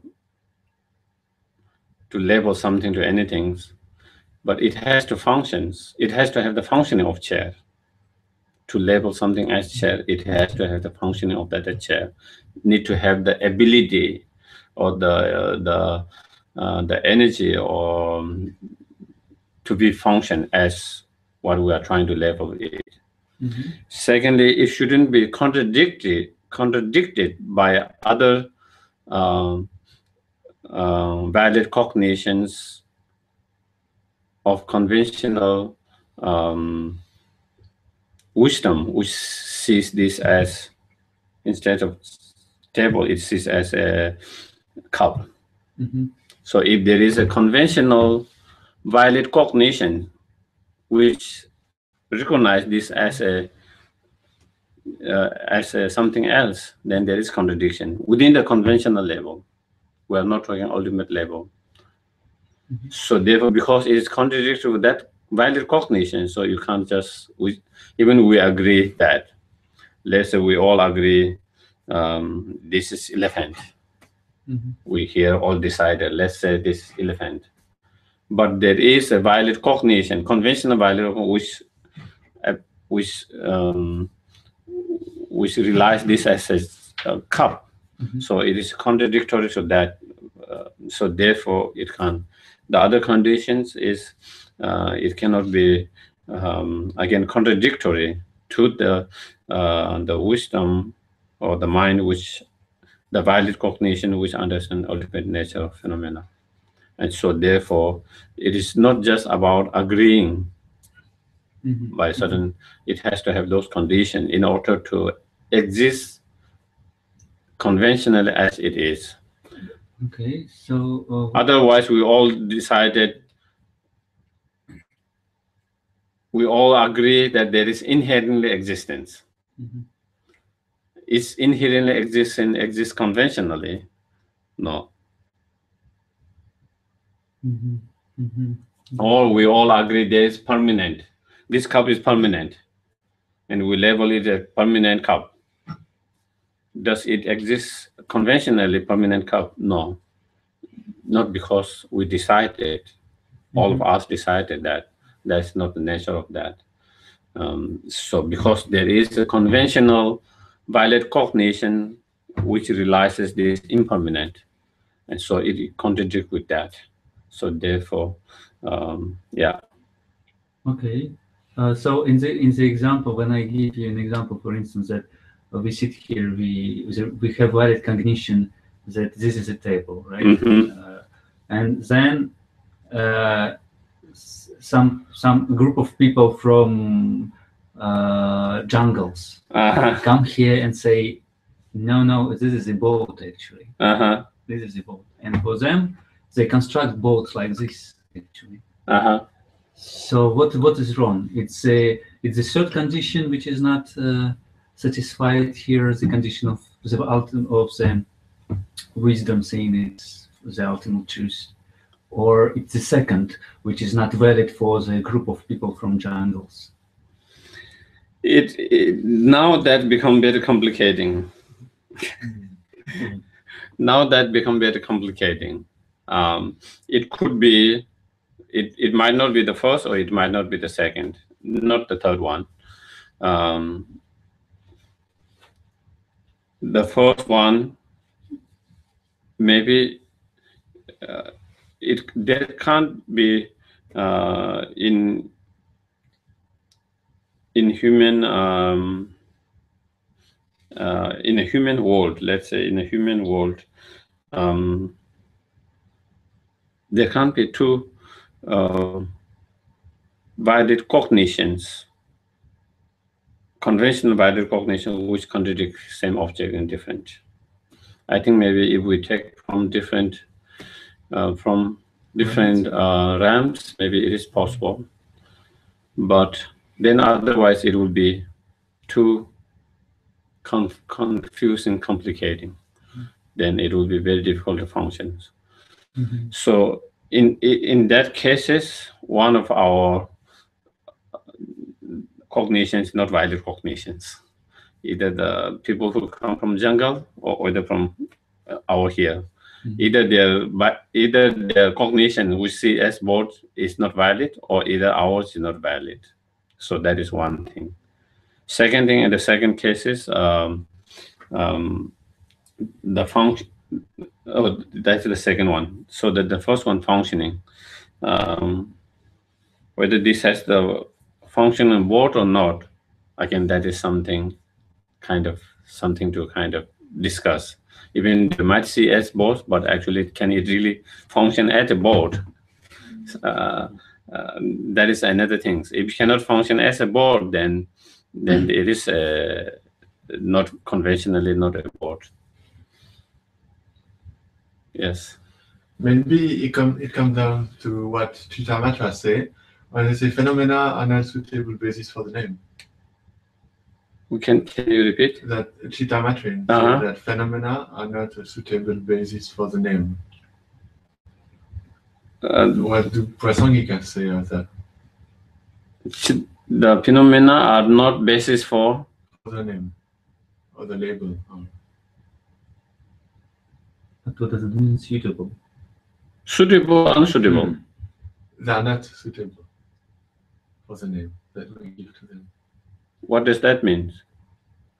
That we label something independent upon a very specific karmic seed. Yeah. That is a linguistic seed or something. And it does not depend on the object. And the object is not labeled. Like so no object is a good vessel for any name.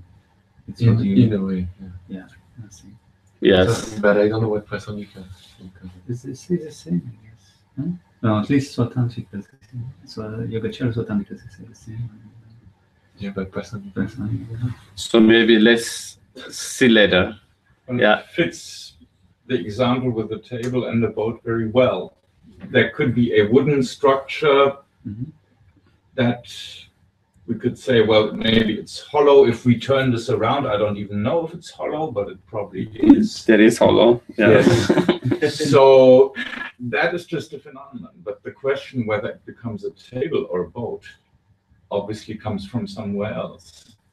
Like you say, it comes from karmic conditions. For people who have always seen such a wooden structure as a boat, it will be a boat. for us, it obviously became a table. But then there is third condition about, for instance, the Buddha. Does he see it? He see conventionally also. The Buddha sees the ultimate and conventional truth at the same time.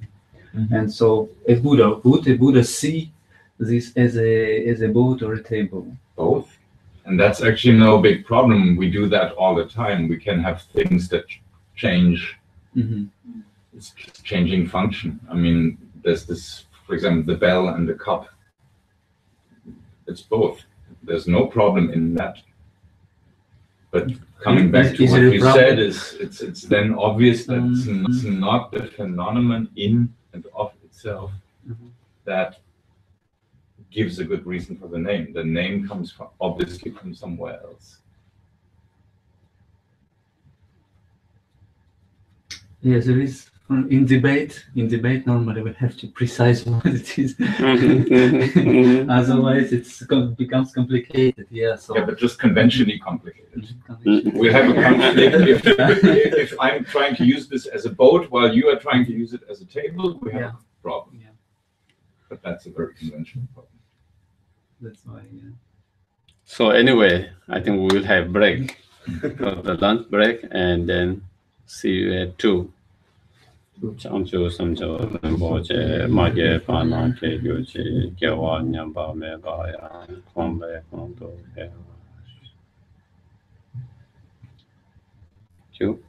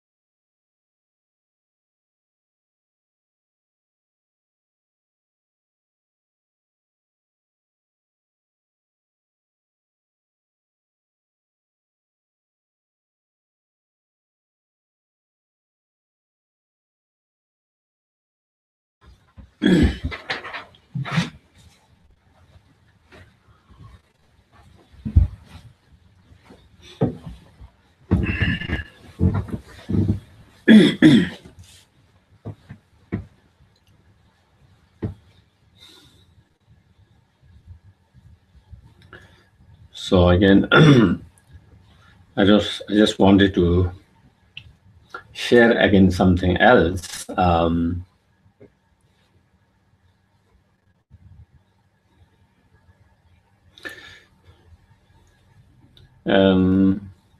I often hear time to time some of the students, some of the people who do meditations on emptiness, analyzing, trying to find a self, where we talk about this morning, generating a kind of fear that they are dissolving, that everything's going to a kind of sense of fear, you know. And so they're afraid to do the practice, because in that practice they feel like they are kind of losing or kind of dissolving, something like that. And it is not a bad experience, it's a positive experience. So if anyone has that kind of experience, they shouldn't be afraid of that. It means the practice, the meditation is being effective to the point where it needs to be, because our concept for ourselves is so strong that it is hurting that ignorance, that misconception about us. So therefore it is a good and so therefore, and this is not something very uncommon. It happened to even great masters in the past. There is one story about certain lamas, when they have the first realization of emptiness, that was how they felt, and they were grabbing by their next monk's robe, because they felt like they was kind of totally dissolving and totally kind of lost, you know, like just like when. So, but of course that is at the very beginning. But once after that, then you will overcome that. And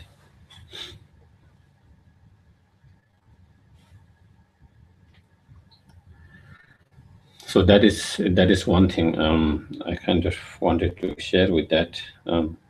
Sometimes people have that kind of experience, and that they shouldn't be worried, afraid, and it's a good sign that meditation is working, that is hurting that strong self egoistic mind.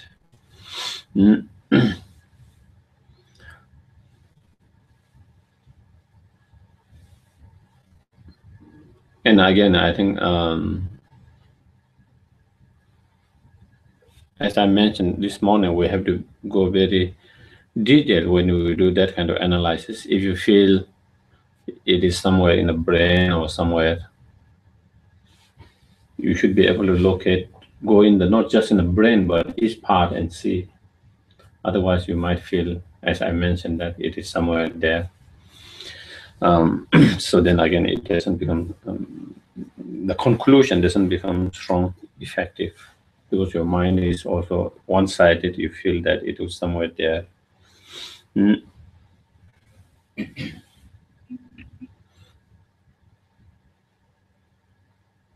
another thing I think I wanted to mention is that it is explained that we require a lot of merit, positive karma, to be able to understand the emptiness. When Buddha explained that emptiness, not all of his disciples were able to understand it, get it.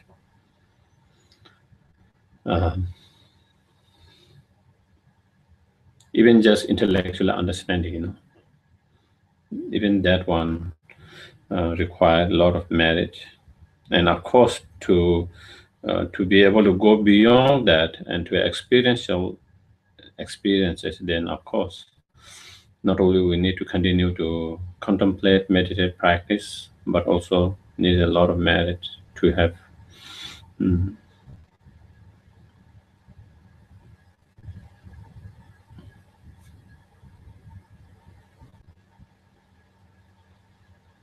And so therefore cultivating, if we have the bodhicitta mind or compassion, then again with that bodhicitta compassion, it creates so much positive karma, merit each moment, each second when we have that.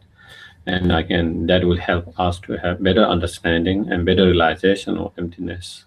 So that is where, as today we're talking today, how they implement each other's.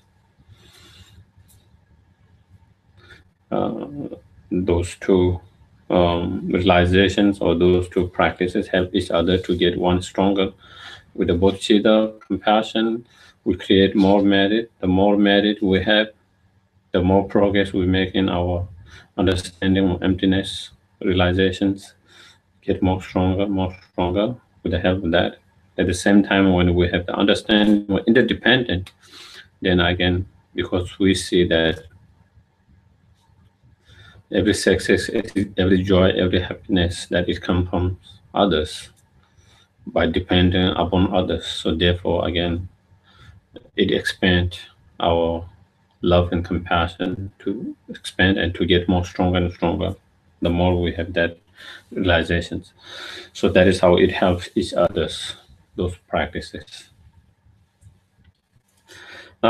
So before the break, we were kind of discussing about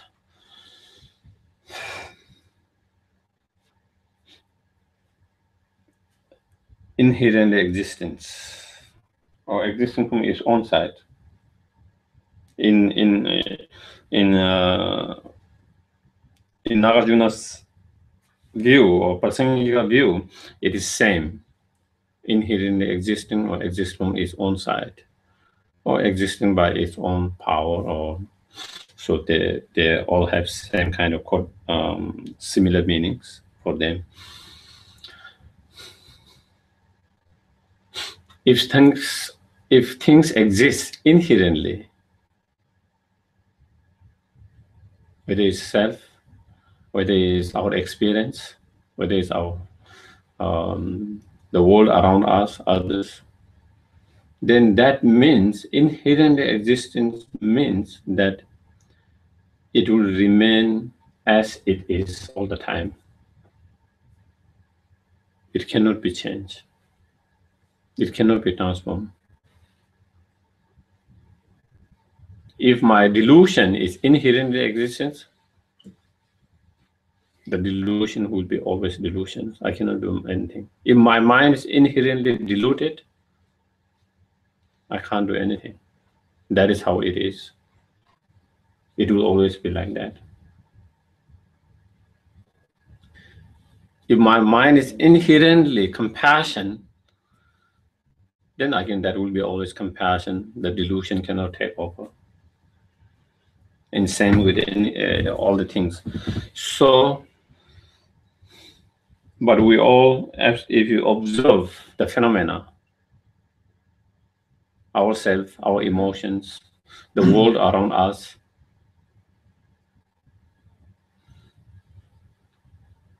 they change. When the sudden cause and condition changes, the phenomena changes. When sudden energy changes, the product of that energy changes. That is very true to all conditioned phenomena. We check our mind is same.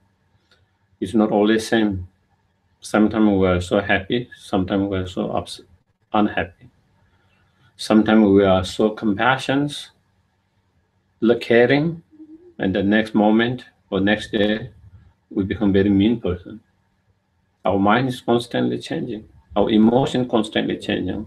Our thoughts are constantly changing. That is clear. That is not inherently existing. clear sign it is not inherently existent. It depends on cause and condition, and that cause and condition changes, then the emotion which depend on those cause and condition also changes and transforms. Same with ourselves. We changes because our emotion changes.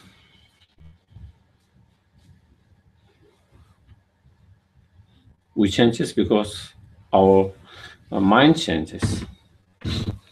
Or sometimes we changes because our physical body changes. So therefore we get older, or younger, or thinner, or chubby.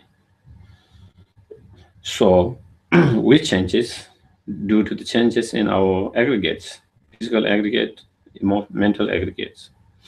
And same thing that we see all those conditioning phenomena ever changing, ever transforming, time to time. That's clear sign. It's clear sign. It's not inherently existent. But the problem for us is a lot of time, to us, things appear inherently, and we kind of believe and apprehend inherently. And that is why it shocks us when there is change.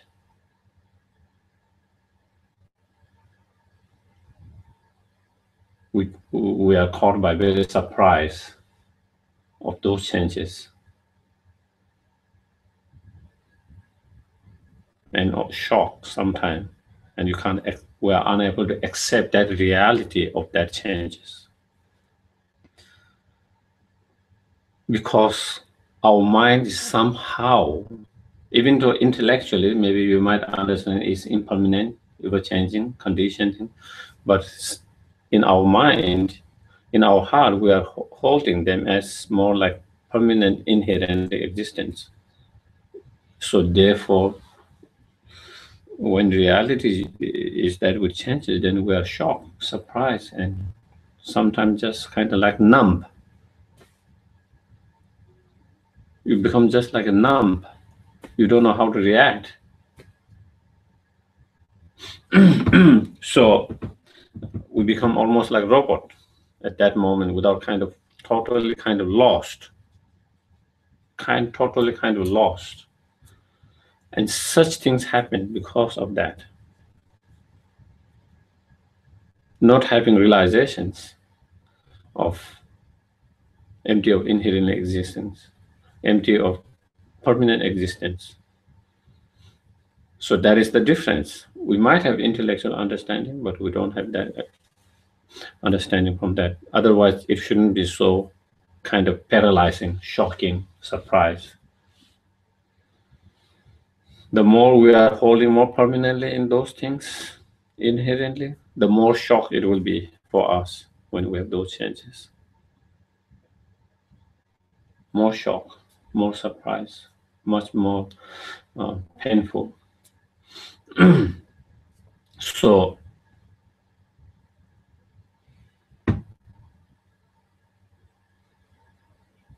this morning we have been kind of discussing about this table being board table.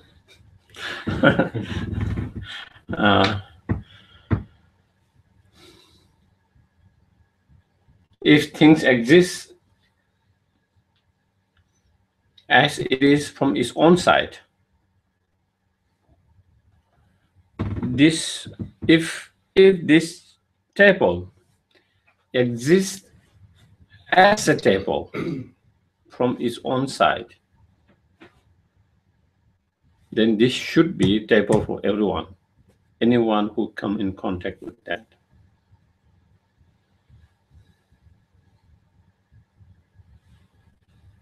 But as we mentioned this, as we have been discussing this table, especially if there's functioning of the board, let's say, functioning of the board, that could mean board for someone. It could mean table for someone. It could be airport for the landing of the flights. Big airport.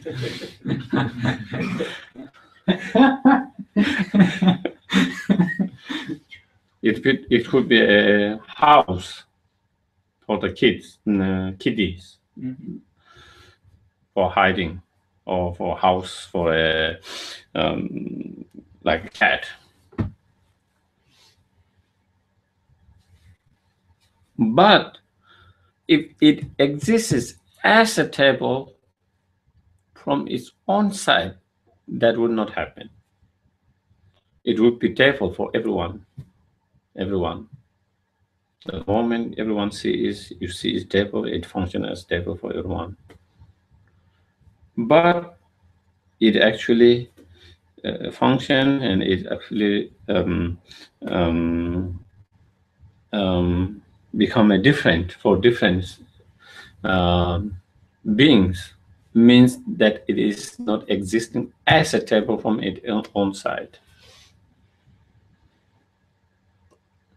If we bring the karmic perspective,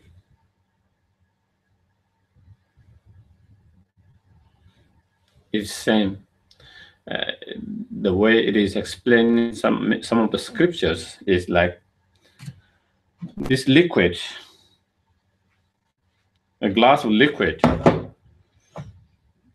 For human, we see is water, and we experience water. Yeah, it is water. If we experience water, we see water, we relate with water.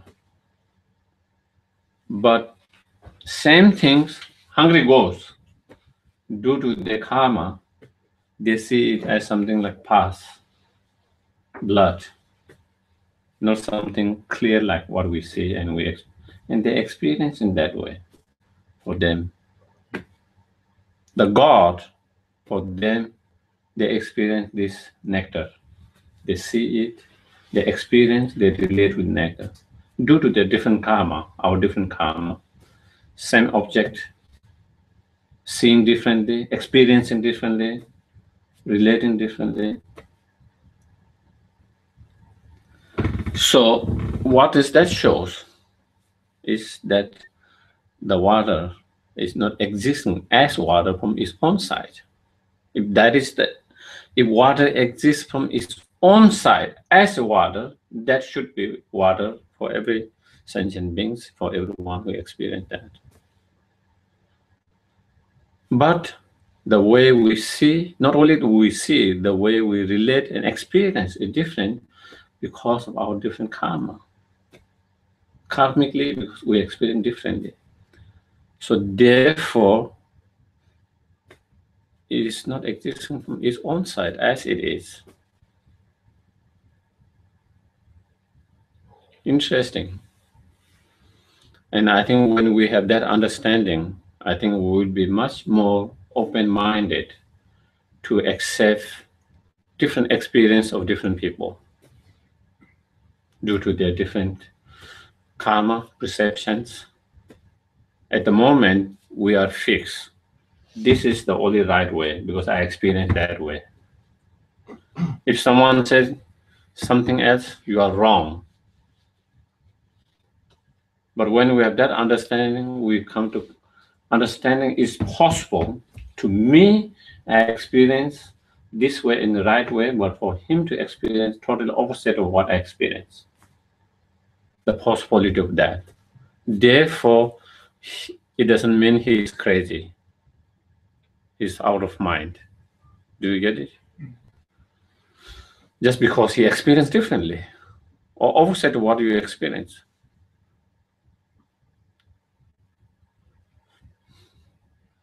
Then our mind became much more open-minded. At the moment, our mind is so fixed and narrowed, limiting ourselves. This is white, this is black. That is it. It's good, it's bad. It can't be possible, this can be good and bad as well. It is not possible that it could be black and white as well, or gray. we can't see that possibility, you know. We always kind of so fixations in everything, fixation about yourself, fixation of others, fixation of so fixed about your life, our experiences, everything is so fixed. And that is the one of the reasons where we have so much stress, anxiety, fear. Where does that anxiety, fear come? Because of those fixations. Our mind is not flexible. Our mind is not flexible, not flexible enough, not open enough. And because our mind is so fixed and so narrow, and you can't see that happening, then you freak out. Basically, you freak out. We have fixed idea about what life should be, what success should be, what happiness should be, and all of this and that. We have all definition, everything's in our life of that fix. And then when that doesn't happen, we freak out. We freak out. Because you can't see other possibilities. Because you can't see other possibilities because your mind is not flexible enough. Your mind is not open-minded. And that comes because when we so fixation, so narrow, when that so understanding of emptiness, that everything, yourself, your experience, your idea, your conceptions, your concepts, and others, and the world, the plant, everything, when we understand they do not exist from its own side as it is, we begin to be much more flexible. We begin to be much more flexible, much more open. And when our mind is much flexible, open, we will not freak out like we freak out at the moment. Yes, things might not go according to the way we want, but you can adjust because you have that flexibility. Your mind has that flexibility. Your mind has that openness. Therefore, you are able to adjust very easily to the new circumstances, new changes.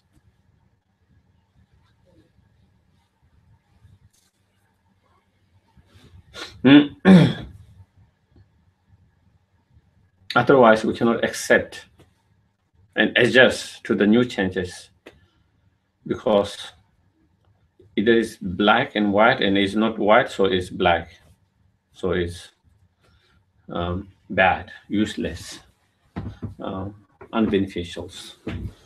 So, and especially I think modern world is becoming more and more like that. The fixations, and so white and black and white. Everything has to be black and white. It can't be in between. Even in politics, it is becoming like that. Either you are our side or you are their side. You can't be in between. It's very sad. Well, I mean, that was what, as we were listening, poor guy, George Bush, he did say that one time, either you are our side or either on their side. And his policy was that. And I think not only he, I think a lot of other politicians and policies are that. You can't be in between, neither not supporting this one, neither not supporting that one. We can be that in that position. But that is the modern world is becoming so kind of narrow, limited fixations, and that in everything, in economic, in politics, and then that also seems to affect in our everyday life. And that is why so many people have so much depressions, freak out so much because they have so fixations about what the life is about, what success is about, what happiness is about. And there's one fixation, and if you don't get it, you fail it. You are good for nothing. If you are good at this one, which you have certain fixations of what good life, happy, prosperity is, and then you are either winner or you are loser. You can't be in between. Either you are on the top or you are at the last. You can't be in between. Such way of thinking is what would destroy ourselves. Not to the reality. Not to the reality. Reality is, there are so many different levels. Beginning with the first step to 1,000 steps, and they are on between so many different steps. And we totally kind of ignore all these steps, reject all these steps, and we just see the top and the last. The mentality, our mentality, kind of get into it in that kind of mentality. And I think that is why people have so much stress and depressions. Because it is almost impossible for someone to, from starting one step, to jump to the 100 step or 1,000 step immediately. And if you are not there, you feel that you are at the bottom. So where does all this come from? Where does all this come from?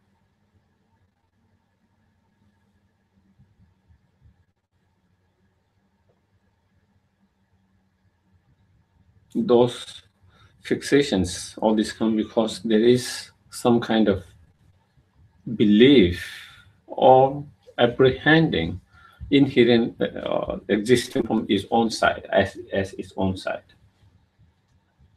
So that is the thing.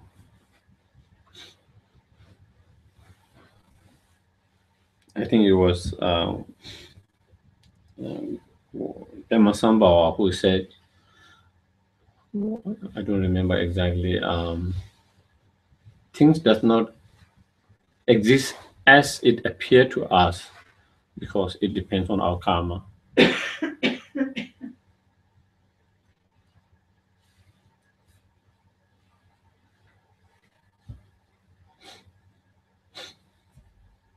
So when we understand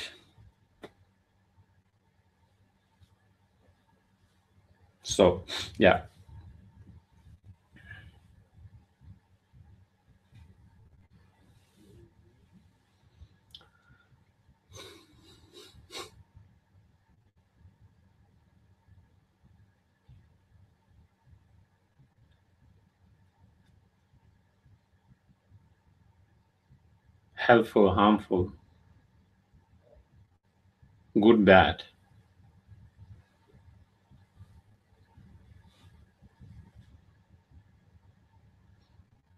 If they're beautiful, ugly, if all these qualities, the quality of beautiness, ugliness, the quality of goodness, badness, the quality of helpful, harmfulness, if they exist from its own side as it is, again, it has to be same to all of us. Beauty have to be beauty for all of us. Because there's nothing to do with how we perceive it, nothing to do with how we interpret it, nothing to do with how our karma, because the quality of beautiness exists from the objective side of that flower. So therefore, the beauty of that quality of beauty has to appear, and everyone has to experience as a beauty. if it exists inherently and truly as beauty from the objective flower side. Because it doesn't have to depend on people's karma. It doesn't have to depend on people's mind, how they interpret it. It doesn't have to depend on how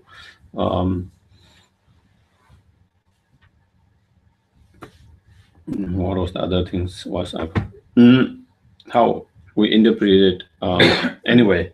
So it has to, everyone has to experience as a beautiful. But if that is the reality of that beauty of the flower, but our experience shows, it's clear, we all might experience differently.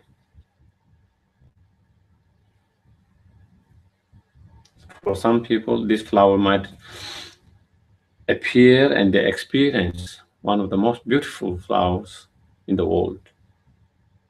For some, they might experience it is beautiful, but not as beautiful. For some, they might not think it's not beautiful because they don't like this color. Pink color is not beauty, or something else. For some people, they might experience as kind of ugly. So, who is right? Who is wrong? And usually we fight. We will fight on that. I say it's beautiful, and he said, no, no, no, it is not so beautiful. It is okay, but not so beautiful. It was okay. The other will say, no, no, it is not even okay. It's bad. And we fight over that. We fight over that. Our conflict starts over that. The world is fighting for that. War has been fought on that basis.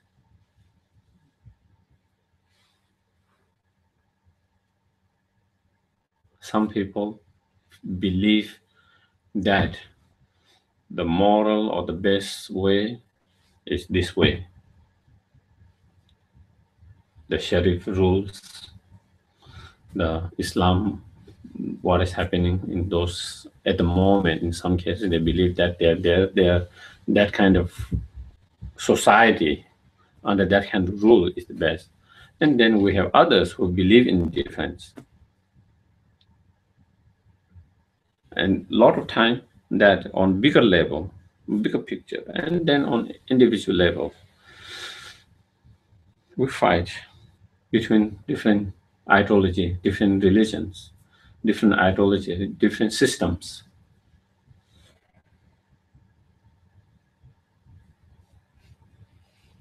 Sometimes, of course, some people will say religious is bad because there has been war and fighting in the name of religious. Well, this is not because of religious. People are just using it. If there is no religious, they will fight on ideology, which we see. They will fight on different system, which we see. Communist versus capitalism, socialist versus communism, socialist versus capitalism, system, economics. So we always have a way. We just need some excuse to fight. And we all fight because we have fixed idea about this is good and this is the only way good. That is the thing, I think.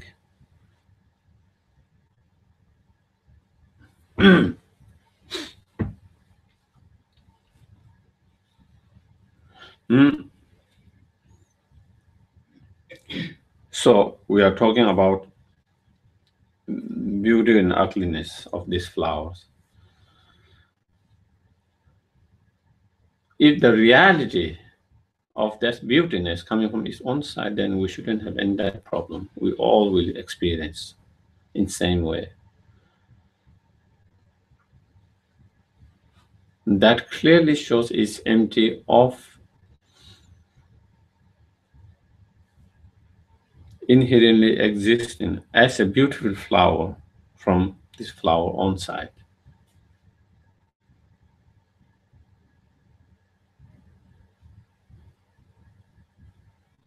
Same thing, no matter how ugly something might look, but there will be someone who finds beauty in that, who sees beauty of that.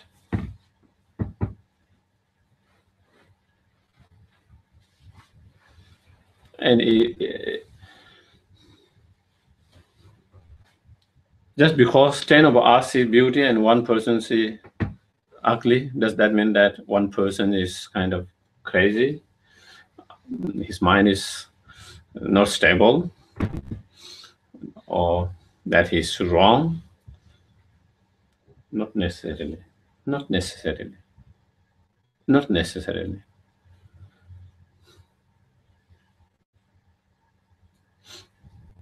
It's not all the time is 1 versus 10. That 10 is right and 1 is wrong. Sometimes 10 will be wrong, 1 will be right. As we often find time to time.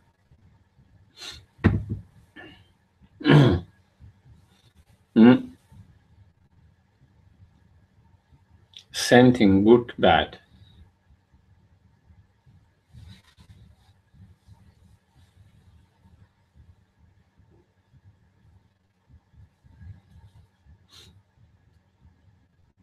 What is good? What is bad?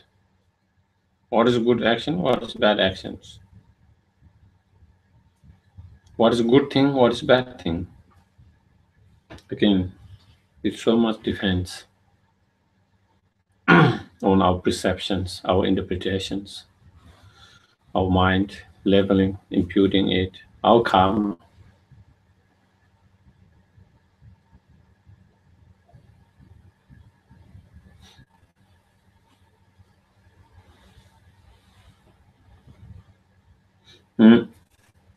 But if they exist, the quality of goodness, badness exists as goodness, as a badness from its own side inherently, then again, we shouldn't have any problem with that. We all will see and experience in the same way, similar way.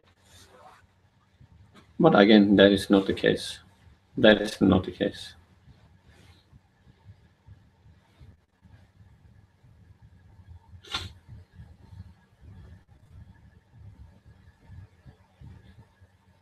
Some actions which seems good to someone might look bad to someone, bad for someone,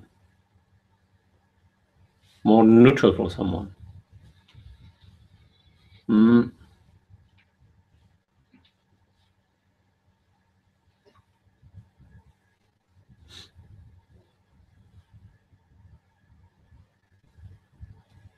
It is similar to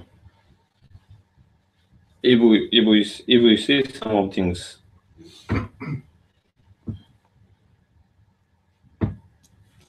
it might be a little bit the example might not be the best, but I think anyway I will try.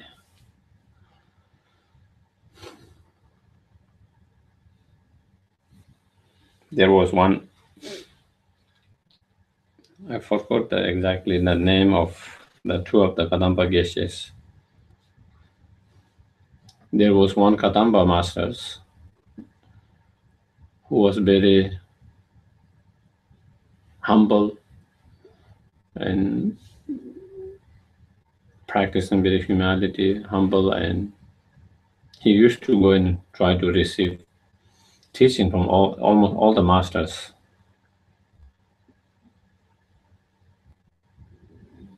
And then at one time, he met one master, Kadamba master, a great master, and kind of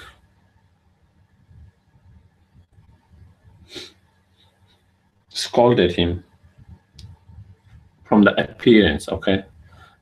From what it appears, it seems like he was scolding him. And some of the students of that master asked him, why should you go to this master? Every time you go, you get scolded. He doesn't treat you a good way. Why would you like to go?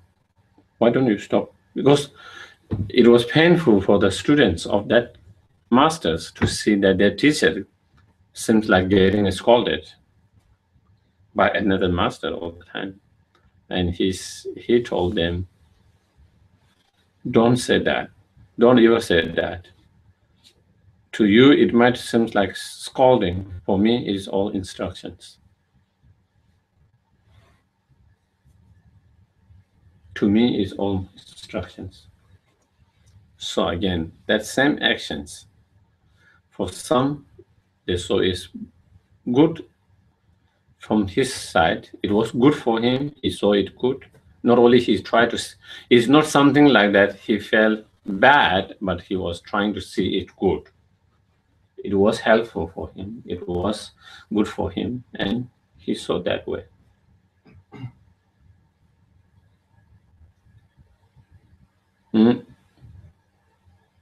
And that again is kind of thing which I kind of remind us that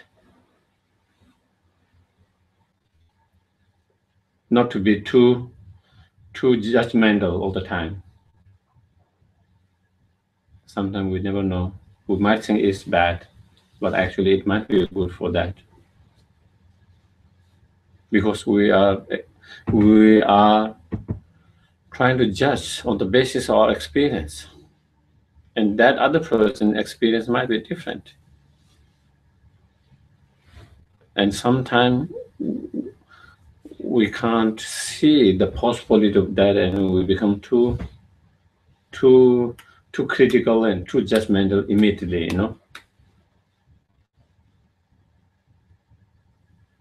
to take such a conclusion too easily, too fast, without really analyzing the things.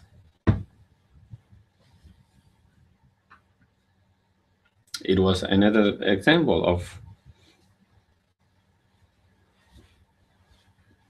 let's say, Milarepa and Marpa.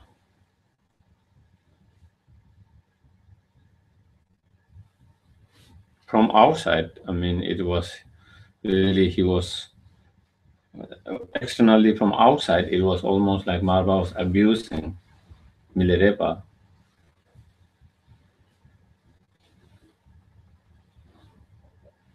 And all these things, but Milarepa, Marpa knew exactly what he was doing, what was really needed for Milarepa in order to make a huge spiritual progress jump in his path. Marpa never treated any of his students like that, only for Milarepa.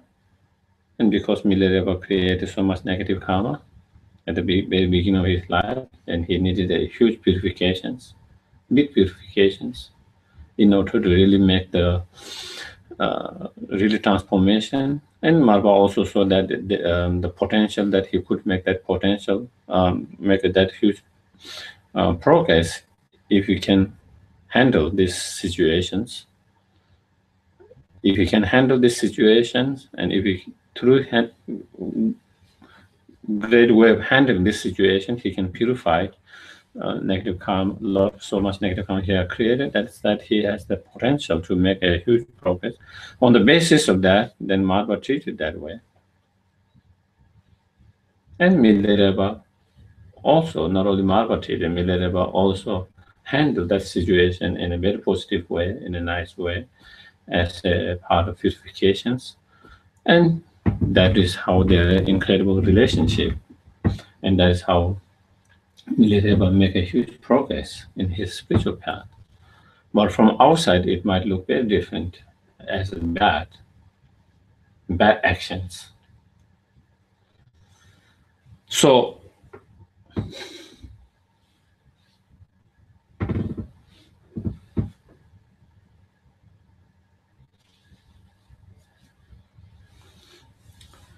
not only others, even in our mind, even within ourselves, it changes. Some of the things which you felt when you were young, helpful, now we feel those are harmful. Some of those which we might have felt harmful, maybe we might think is now as a helpful.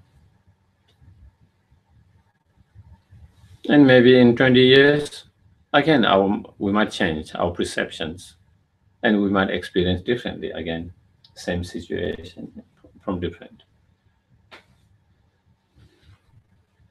Not only within that lifetime, even within one day, our perceptions and experience with same actions similar can change in a very different way.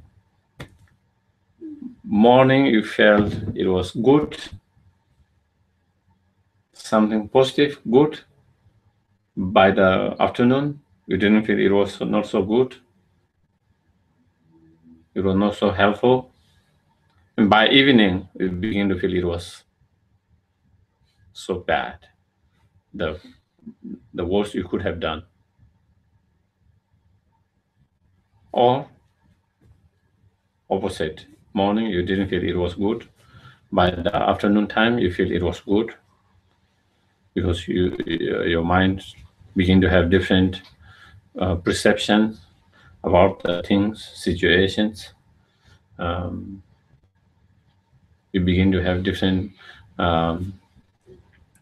enlightened or different views, and by evening you really feel great about that.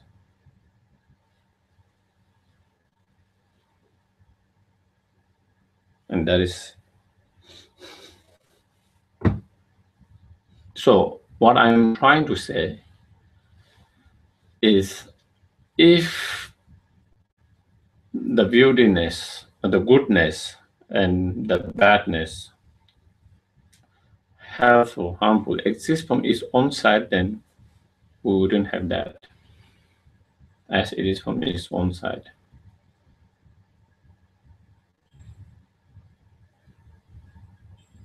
Problem is when we see that our ignorance hold and grabs as, if you see beautiful object, really beauty there, objective side, totally there, isn't it? It doesn't occur to our mind that is my perceptions.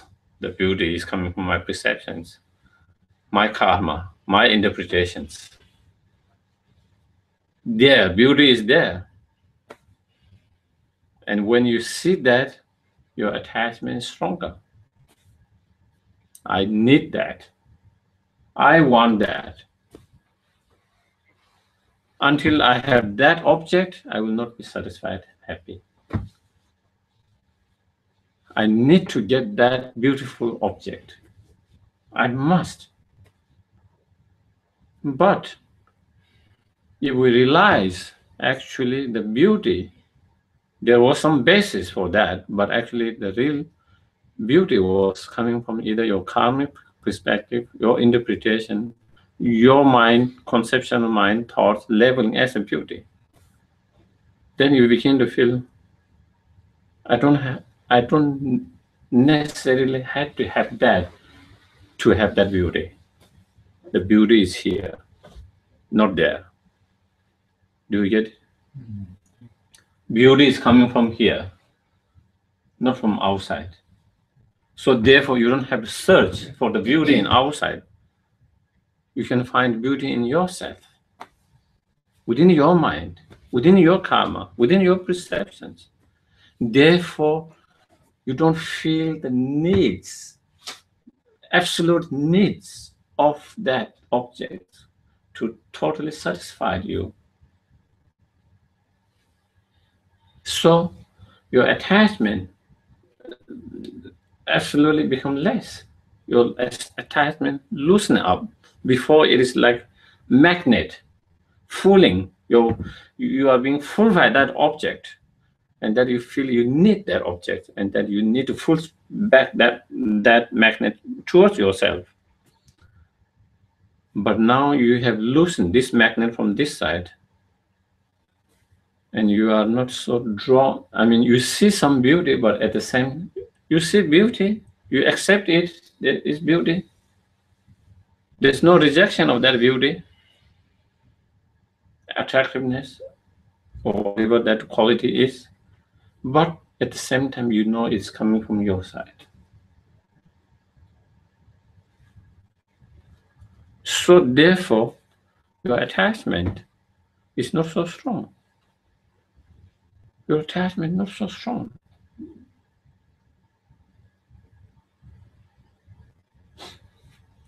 So that is when we have understanding of,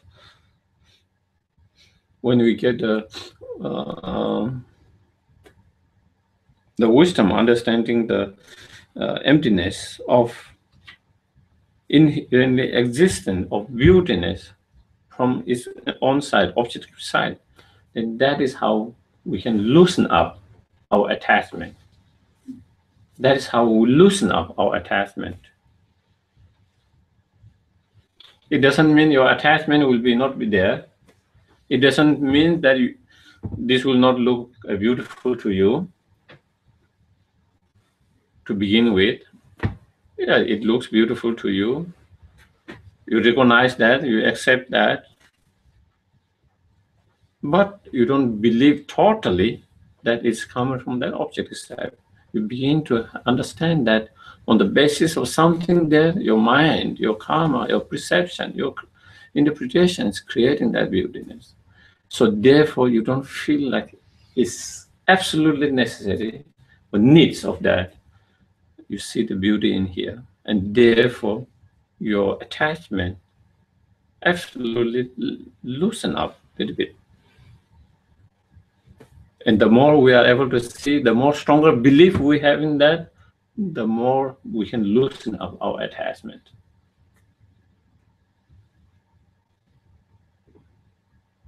And to build up that strong belief, the wisdom has to build up strong, cultivated strong by contemplating meditations and by familiarizing with that understanding again and again, again and again. One of the problems for us is in our practice meditation is we come with the materialistic mentality, even in our spiritual practice. We are trying to kind of escape from the materialism and be spiritual, but at the same time we bring that mentality which we have with the materialism into our spiritual. And what that is that we get bored with doing the same thing again and again. Oh, I've done that meditation a long time. I want something new. I want to try something new. And you get excited when there is some new meditation method, some kind of new technique, something. And you started doing it. After a few months, years, oh, it's boring, it's the same thing. We want to change it.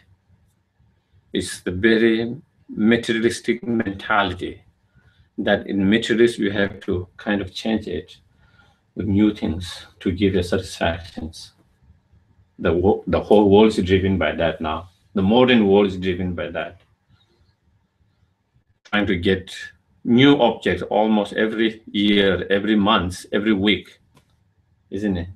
I mean, sometimes you can't understand, but again, you can't also, but like for example, when the iPhone comes, every year they come with new iPhones. Every year people line up all night to get that. Not only is it expensive, and there is only a few differences, not much differences, but you feel like you need the new one. Absolutely, even it is just one differences, even one more functioning, you need the new one to make you more happy, satisfied. And the market is driven by that. Every year they come with new. It's good for the business.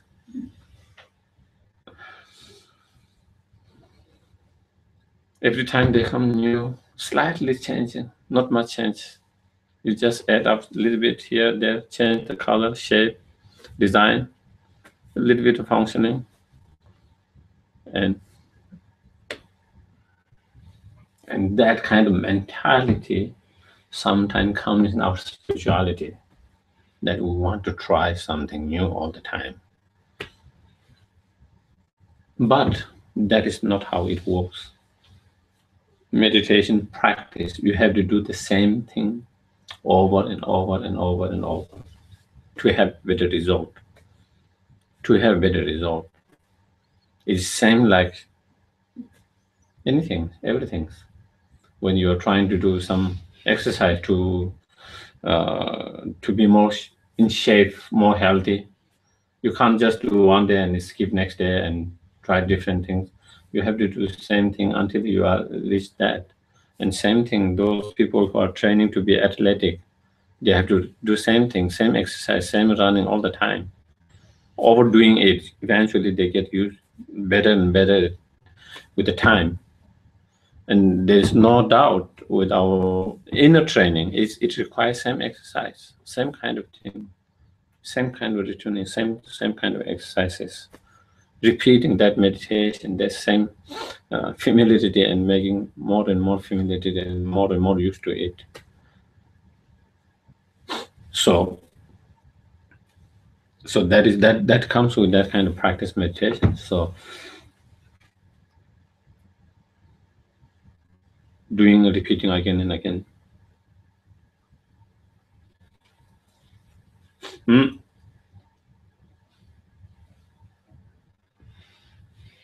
Same with the teachings, isn't it?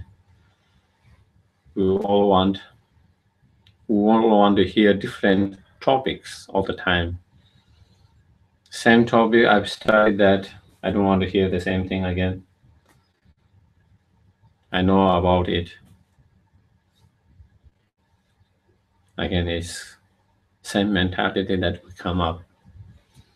Every time you go to teaching, you want to hear something new, something different. If you hear the same thing, it's boring. It's boring. It's not interesting. Again, that same kind of mentality. And in that cases, we're just looking for knowledge, not looking for true transformations. When we become that is possible that we end up being like that. When we are looking for just a knowledge, not a transformations, then we can end up wanting to have something new all the time, to hear something new. The great master, Lama Atisha, one of the greatest masters that have produced in centuries, both in India, Nepal, and Tibet. Most of time he spent in Tibet. There's two versions, 17 years or 20 years. Whatever. He taught all the time mainly karma and refuge. And he was even nicknamed as the refuge and karma lama.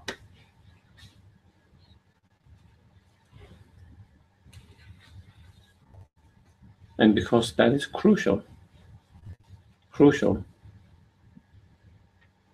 because he knew that in order to have real transformation, that was crucial, not just only give incredible information that he had.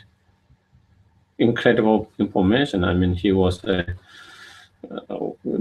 of the greatest scholars of his time in India.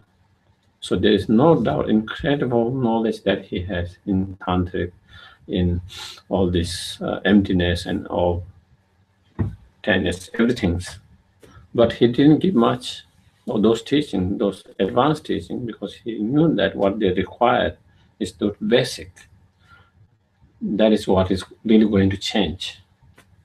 If they put into practice, and I think he's his his his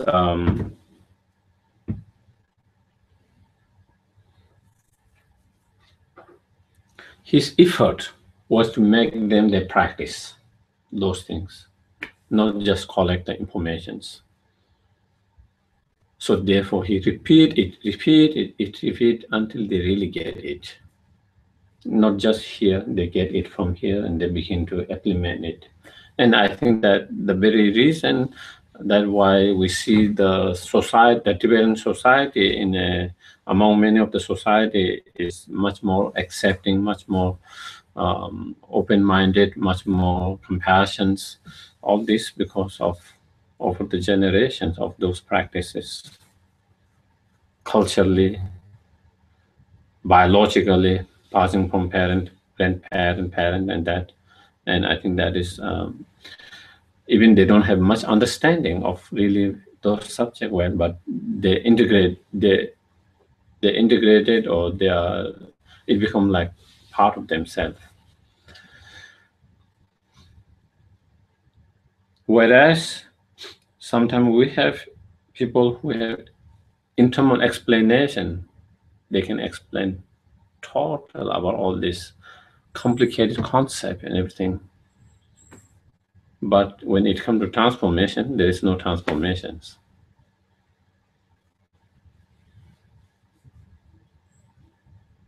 So Dharma is for transformations. It's not just collecting informations. It's for the transformations. So therefore, hearing it again and again, same thing, is helpful until we integrate those qualities in ourselves. Same thing, practice, meditating, same thing again and again, important.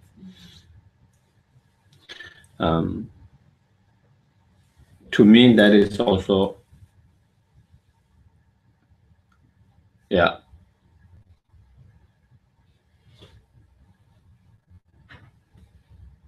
Okay, yeah. So I think we will have a short break. Yeah.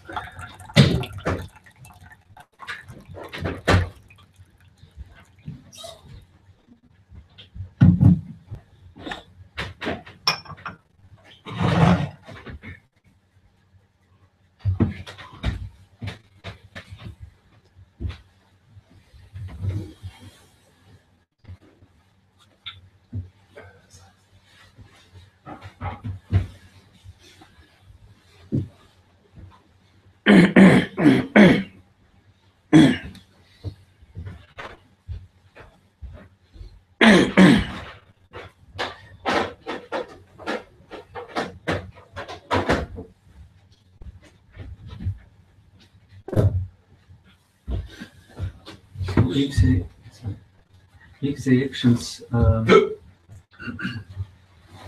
cannot be really distinguished sometimes as bad as good, they depend on our karmic imprints, they depend on situations, maybe on our view, perception.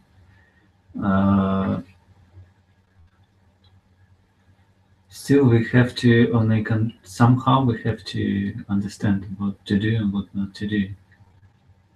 How do you do this?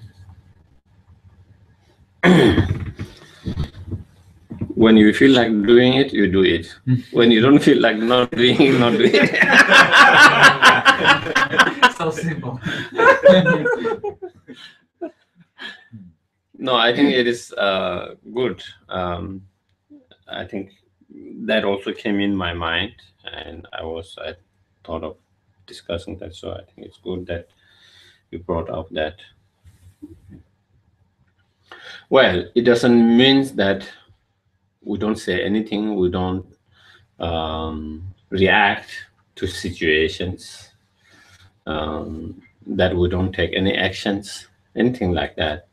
But when we have that, when we act or react to situations with that kind of understanding, we will not be trying to pushy and trying to force others to accept your view or your ideas. We will share what I think is good or bad, or helpful or unhelpful. I experience that and I feel that. So I will definitely share it. Definitely, I'm going to share it. And definitely, if I see some certain actions as being harmful actions, definitely I'm going to try to stop it from being created. If I see something being kind of injustice, abuse, misuse, I'm going to do something about it according to my own capacity, my ability, in something about that. But when you have that understanding, you will not be so forceful and violent in trying to force your view, your ideas. You will just bring it and try to do your best, and you will not be so upset and angry when the others doesn't agree and or think differently or have different idea. So that is the key. You still do the actions, but the way you are going to do, where you are going to engage will be in a different state of mind and in different background. That you will be, it's like I will be presenting that what you are trying to is not good, helpful, bad, and I will try to explain in my own way. And if they get it, that is wonderful. If they don't get it, I don't have to be upset and angry, and I don't have to fight with them, because I understand their point of view. My duty is to present my point of view with openness, fully openness, and without clinging it so tightly because of believing that it is the only right or absolute right.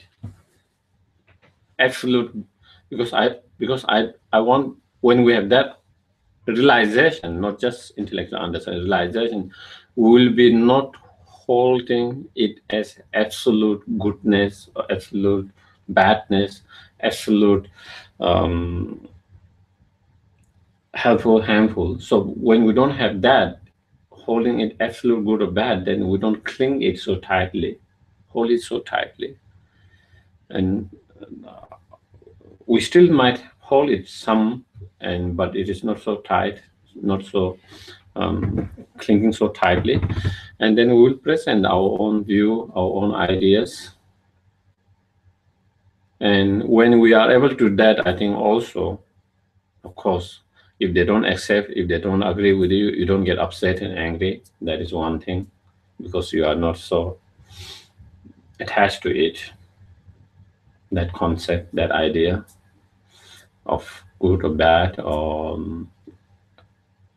helpful, harmful, whatever that is. So it is easy to let it go and not to get upset because of someone didn't agree with you or didn't accept. That is one thing. Another thing is when you present it, I think when we present in such a open heart, with that total openness, and with understanding that their point of view could be right too. And with that kind of, when you present it, I think the way we are going to present will be much more gentle, much more compassion, much more openness. And with that, it will have a better chances of for you to convince them of your view than when you try to present in such a forceful way, with a much close-minded. And so therefore, in terms of the success of what you're trying to present your own view, is the chances of being able to success when your mind is much more open is there. When your mind is much open, when you present with that kind of openness, I think it will show. That openness inside the mind will show and present or express in its own way, where it is much more gentle, much more caring, much more positive feeling for that, and for them to create some kind of environment where they also are more receptive and more open to that. Whereas when we are clinging to our ideas, fixed and minded, and when our mind is kind of fixed in that way, then again, when we try to present the different view, again, I think it's natural that it is expressed a slightly different way when we present it, and then again that way of expressions is not so gentle and not so skill and so forth. And again, with that kind of energy, then that other person is less receptive, feel that energy, and they are less receptive. And so for both chances of that, and also for your oneself not to get upset, and yeah. So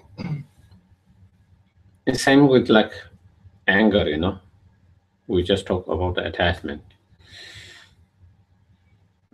We get upset and angry and all other negative thoughts, feelings, when we see certain persons or his or her actions as absolute bad, evil. The more you see the badness, the evilness of the persons or actions coming inherently, existing inherently from that person's side, objective side, the more you see it, the more angry we are, the more upset we are, the more difficult it is to let it go.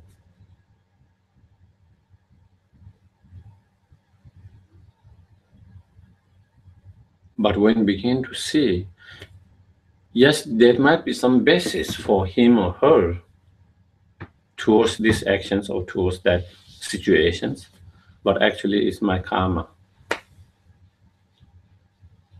Due to my karma, I'm experiencing that. Therefore, you don't totally blame on that person or everything.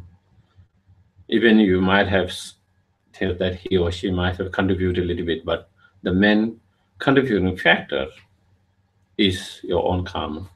And to go beyond that and then see that it is actually our interpretations.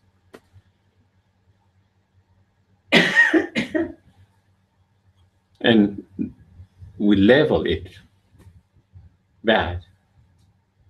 Our mind label it bad. So therefore, or unhelpful or harmful, or therefore that action, that person's. So you see that there, but at the same time, you see and you experience that, but you see more coming from your own side, your thoughts, your minds. Therefore, again, is the anger might be there, the negative feeling thoughts might be there, but it's not so strong. Not so strong. And also, if there is negative feeling thoughts, anger, it's much easier to let it go afterwards. The moment you understand, actually, is my own mind creations more than their side. More than their side, it is my own mind creations. When you take that responsibility, when you understand that, then again, it's much easier to let it go.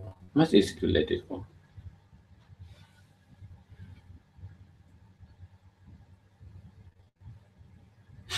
So therefore, that is the understanding of emptiness, of inherently existence from its objective side, that badness, that evilness, that when you have that understanding, it helps us to reduce the intensity of our anger, upsetness, negative feelings, thoughts, which involve over the time. And even if we do have some of those negative feelings, it helps us much easier to let it go afterwards and not hold it for a long time. So that is how understanding emptiness can help to reduce intensity of those delusions, such as anger, attachment, and how we can reduce from generating those negative emotions or delusions. Yes. Is there an experiential realization of emptiness that is different from the intellectual understanding? Because, and how do you recognize if there is an experiential realization? Like, is it when you don't grasp yourself, or does the world in some way start shimmering or collapsing in your perception or some way? When there's earthquake under you, huge earthquake and nothing, nowhere else, that is the sign. You notice. Yeah, the earthquakes happen here, and it doesn't happen anything to you, but earthquakes happen in front of you, and not the rest of the place. I think that's.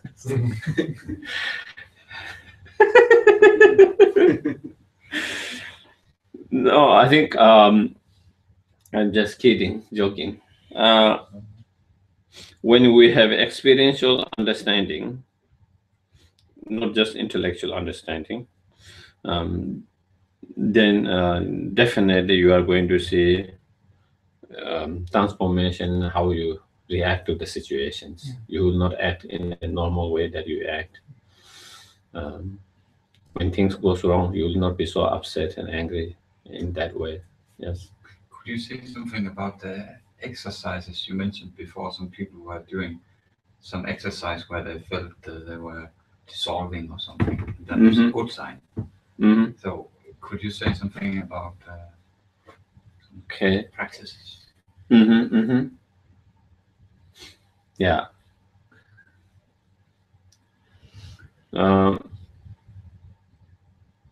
So I think when we have experiential, first to finish that one, to have experiential understanding, it doesn't mean our situations, normal situations, immediately changes. We face normal, similar situation, but somehow it does not become so personal, and you don't get so caught up in those situations. Whether it's object, when you face with object of attachment, or when you face object of anger, that the anger, the attachment, you don't get so personally involved with that, and that is sign of some of those internal realizations of that. And of course, when we have those internal realizations, then it becomes part of ourself, just like a delusion at the moment. It just comes naturally. You don't have to go and sit and meditate or contemplate on emptiness of that object or that experience or whatever that is. Immediately it just comes that, oh, it is empty of inherent existence. It's just like illusions that come naturally. Immediately you experience some situations, and immediately, oh, it's just like illusions. And so you don't get so it doesn't feel so concrete, so solid. So therefore you don't get so so uptight and kind of relate the way we relate normally. So you feel the energy, but in more in a more soft way, more in a dream way, more in an illusion way. So you feel it, but it's much more soft, and you don't get so involved.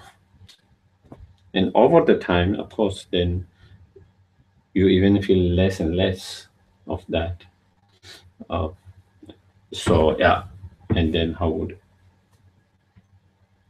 with the exercises was that this morning we're discussing, trying to find when you have, especially when we have a strong sense of I, and where you are you feel I who has been hurt anyway. So trying to find where that I is, and coming with each of those, scanning each part of your body very slowly. Where is that I? Which is the I? Is this part of brain I? Is this part of brain I? Is the brain here? If it is here, is this part? And you take each part in smaller particles and see. And you go through all. If you feel somewhere in the chest, at the heart, is the heart the eye, the organ itself? Each part of the within the heart, there are so many parts. The nerve, the whatever you call, there are so many 100,000s of nerves within that. Each of nerve, or what is the chambers? Chambers. Chambers. Okay, the chambers, the whatever that is. So each part, and then you go all through that, and then you go through kind of physical as well as your mind, emotional mind, your experiences. And that is when people have that, because we identify ourselves with body and our experience all the time so strongly. So when you break down that and unable to identify yourself with any part, this actually physical part and mental part, then I think that is where the fear comes sometimes, because you feel like you are totally being kind of exposed, It's like taking each of your identity that way, and you have no identity. It's similar like that. Like we have built up our identity with all these blankets of so many different things. And with that, you take each of those blankets away, and then it's like you are naked, totally exposed, totally naked, nothing to hold on. Your identity, which you felt so strong of before. And when you don't have that identity, then you feel like you are totally lost. That fear of that you are dissolving, because it's like you have no identity at all, nothing to hold on to say this is me. So that is when I think that people have that kind of experience. Yes. So as I understand, there's a distinction and difference between liberation and full-blown enlightenment. To what degree does one have to realize emptiness and bodhicitta to just achieve liberation?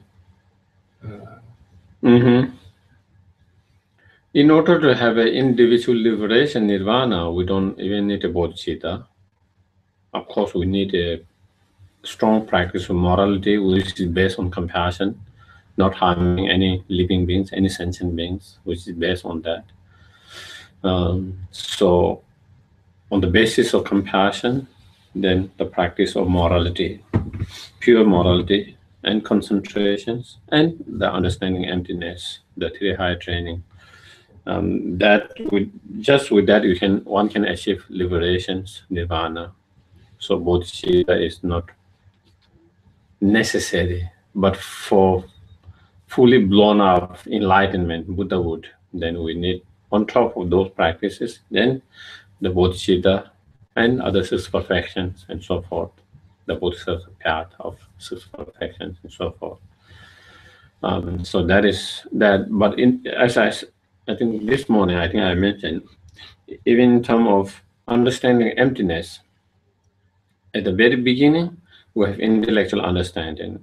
From intellectual understanding, then we go to experiential understanding. Even in experiential understanding, it is at the very beginning, it is conceptual understanding. And from conceptual, then we go to unconceptual direct understanding. And within that direct understanding, then again, as we walk throughout, then you, what we call the path of meditations.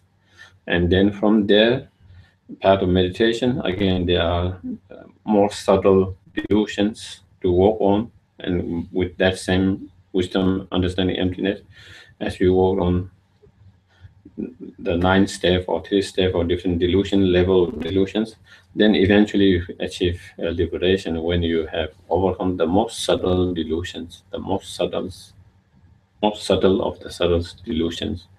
So that is liberation. So in terms of that, that one of the example I would I like to give, which usually I kind of like myself, is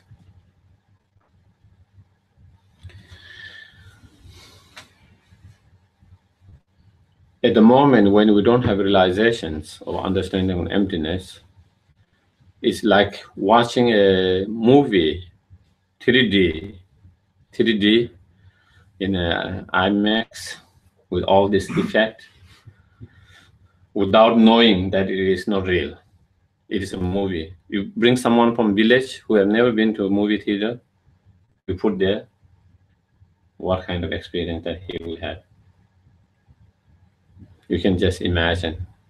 He will freak out because he would think that really things happening there. Isn't it? He will, yeah? Can you not have a realization through practice without having the full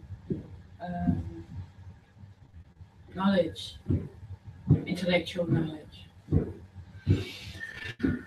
It would be difficult, especially on this issue, unless you have incredible good experience guiding teachers, which can lead you step by step,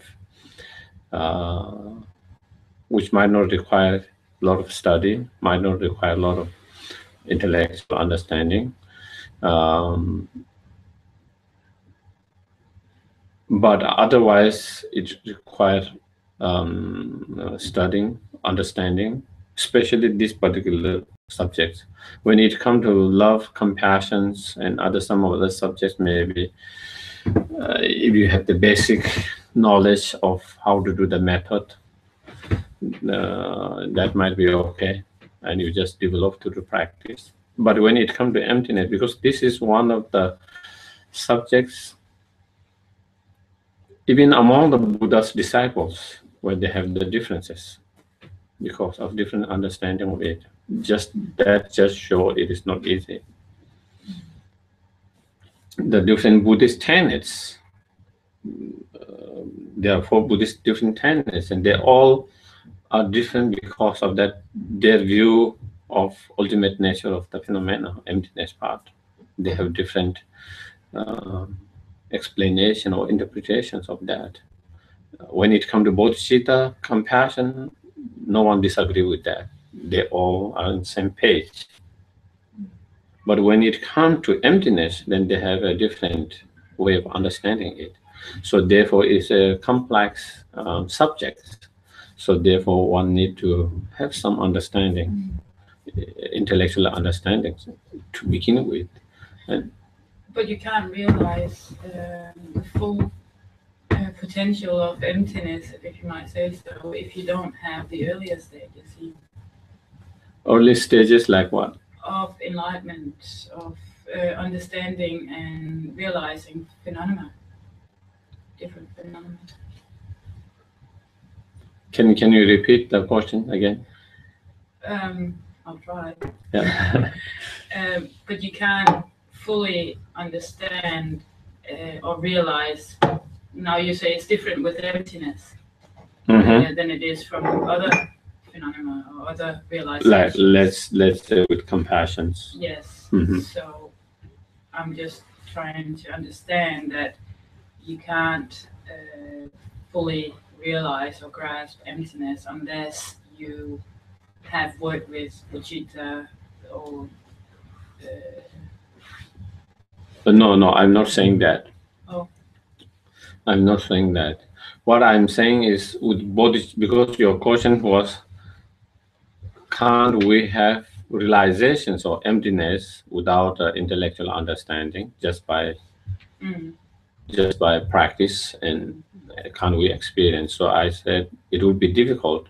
Something like bodhicitta or compassions, especially the compassions, even you don't have a really intellectually great understanding, detailed understanding, if you had a basic method of how to meditate or contemplate on love, compassion, through just that practices, we can be able to have a realization of that. But when it comes to emptiness, it's not like that. It's much more complicated subject than love and compassion. That answers my question. Yeah. So that is much complicated. So that require more understanding and more study, more learning about that, because it is more complicated subject than something like love and compassion. Yeah. So where were we? I got lost.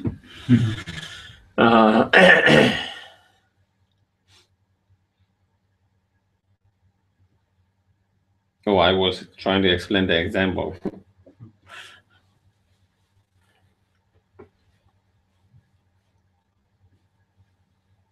Someone who have no idea about the movies, from a very remote area village, and you just throw up into that kind of movie in that kind of effect, especially all this visual and sound, and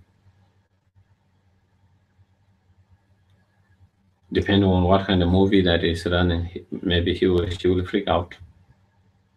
He or she will really think it is happening real, take it so seriously, so personal, and the emotion involved is so 100 times stronger than those people who know it's just a movie. Then someone goes knowing that it's a movie, know what movie is about, but trying to get into the character of the movie itself. Do you get it? Like some people like to get really in that character while they are watching the movie, you know? And they get emotionally involved, because once you get in that character, you emotionally charged up. But compared to the previous one, it will be not so charged up. Still, in the back end, it's just a movie. And someone who goes to the movie just knowing that it's a movie and not even kind of emotionally trying to get into the character or anything, just kind of watching from distance just as it is, then maybe they don't get emotionally involved. Almost. Even they do get very little, and it doesn't affect them very much. Geshe, I have a very good friend who started coming to the center, reading a lot of books and studying the Dharma, and very interested in the question of emptiness. And he, at the same time, has a lot of struggle with anxiety, very heavy anxiety from way before. And at one point, he was very inspired from all the books and teachings, and he felt maybe what you exemplified with the movie. But then when he investigated further, and I know you said it was a good sign, but it seems for him it's been quite destructive because he didn't feel ready to handle it. The whole idea of emptiness has given him, even for periods of time, much more anxiety, and waking up in the morning, not being able to feel his body and his mind spinning, like, what am I if I'm not what I thought I was, and all this stuff. And he has been having a lot of pain and struggle about this. And I think it's very difficult for me as a good friend to advise him. I've been doing the reflection of emptiness with him and talking back and forth. But I think it's very difficult now to, do you have any advice for him if he sees the video later or something like that? Then maybe he shouldn't be thinking too much of emptiness at the moment. He should be more thinking of the Buddha nature. Buddha nature. He must be thinking more on Buddha nature, more on precious human rebirth, more on love and kindness. Just focus on that. And then basic things that basic good things about himself and his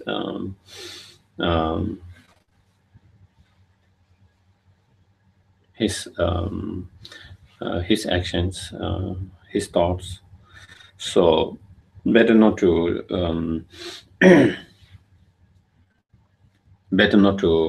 read or practice too much. Maybe you need a break from there. Break from that part. Focus on mainly Buddha nature and precious human rebirth. And then love, compassion. So that is something also, the meditations. We have to know which meditation technique to work and what situation sometimes.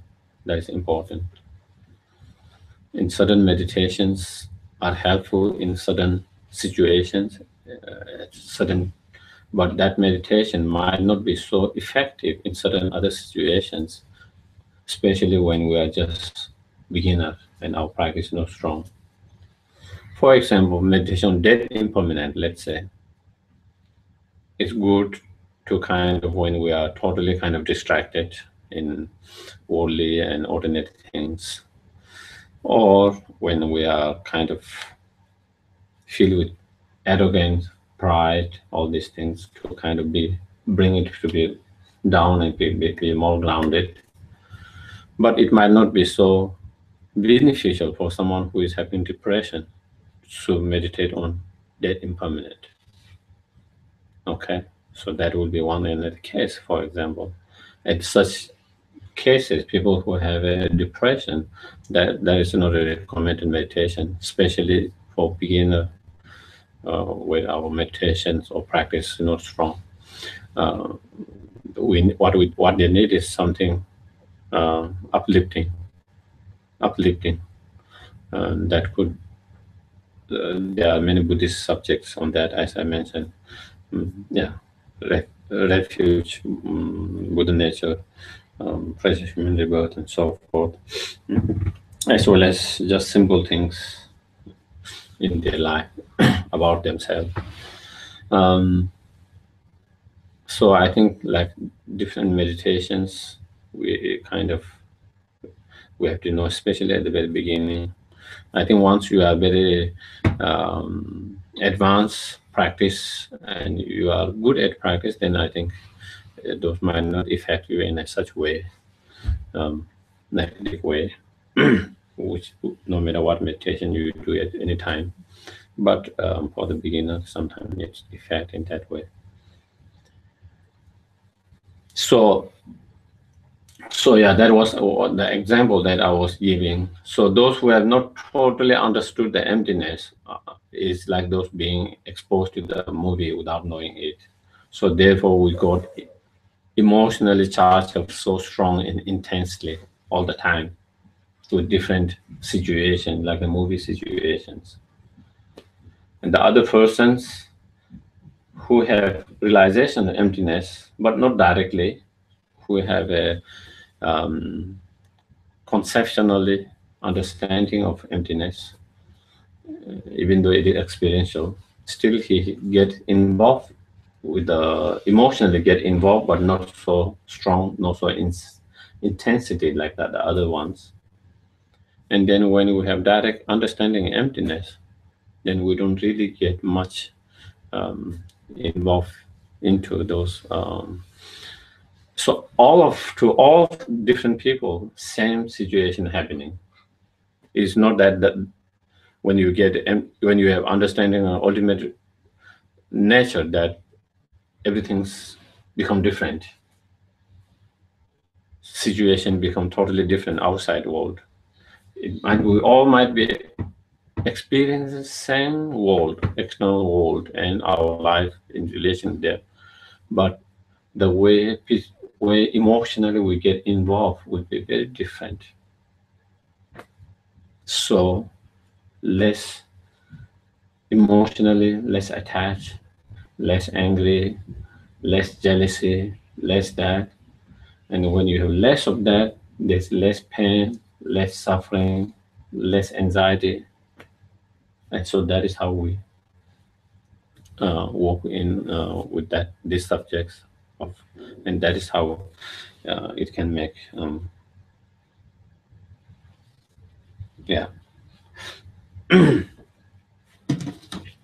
So I might want to kind of conclude with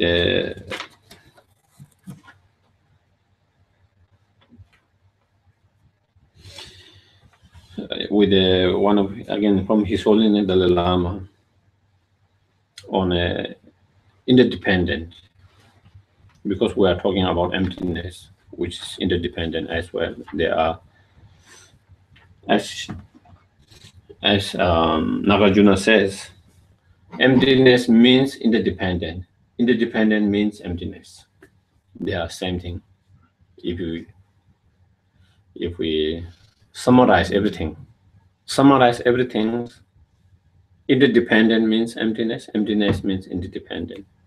When we have true understanding of emptiness, we will not lose our love, compassions, or will not neglect the karma perspective, because we understand interdependent. But if we have understanding emptiness without understanding of interdependent, then that could lead to nihilism. And then, so that is the dangers. So that is wrong understanding of emptiness. That is one extreme, and it's wrong understanding. But true understanding of emptiness, when you truly understand it, then you understand interdependence. On the basis of understanding interdependent, your confidence, trust, faith in karma increases even more. Love, compassion increases even more. So, and then as Nagarjuna said, In emptiness, everything is possible. Because of emptiness, everything is possible. This was his answer to the other Buddhist tenet, where they said, if it is merely labeled by mind and is empty of inherent existence, then there can't be karma. There can't be person who's practicing to achieve enlightenment. There can't be the path. There can't be the goal. And he said, you have misunderstood it. It's the opposite. If it's not empty of inherent existence, those are not possible. But because it is empty of inherent existence, all this made possible. Because it is not inherently existing from its objective side, so therefore it depends on other conditions. And when you change those conditions, then everything changes, and that makes it possible. So, yeah. So coming to that, His Holiness said, all events and accidents in life are so intimately linked with the fate of others that is a single person on his or her own cannot even begin to act. Many ordinary human activities, both positive and negative, cannot even be conceived of apart from existence of other people. Even the committing of harmful actions depend on existence of others from negative side. Because of others, we have the opportunity to earn money if that is what we desire in life. Similarly, in reliance upon the existence of others, it becomes possible for media to create fame or disrepute for someone. On your own, you cannot create any fame or disrepute, no matter how loud you might shout. If there is no other human beings in a forest, then that is how it would. The closest you can get to is create an ego of your own voice. This interdependence is a fundamental law of nature. Not any higher form of life, but also many of the smallest insects are social beings who, without any religions, law, or educations, survive by mutual cooperations based on innate recognition of their interconnectedness, like ants and many others. The more subtle level of material phenomena is also governed by interdependence. All phenomena from planet we inhabited, which we inhabit, to the oceans, clouds, forests, and flowers that surround us arise in dependence upon subtle pattern of energy. So it depends on those patterns of energies. Without their proper interactions between those patterns of energy, they dissolve and decay. So therefore, from that, we know how everything is interdependent. So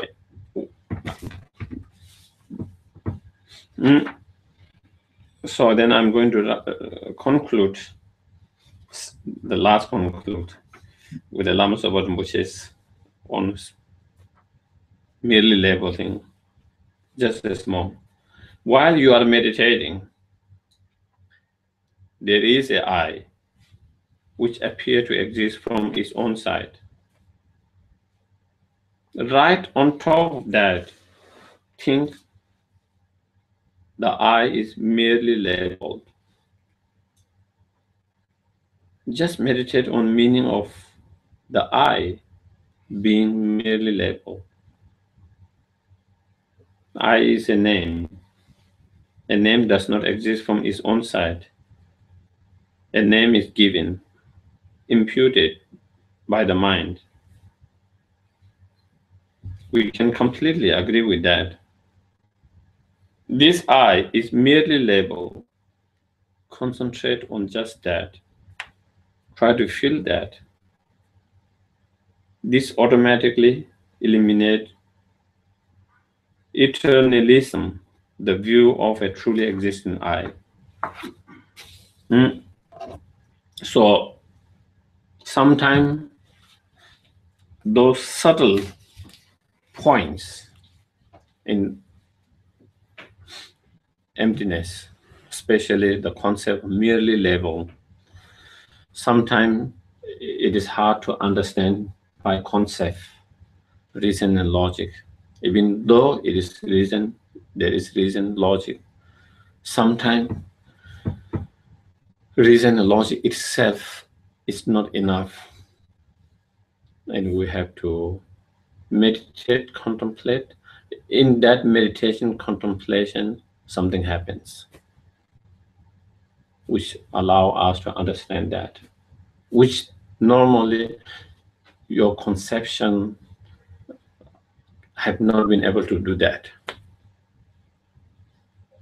There are moments when you do meditations and come to, that's it, what it mean by.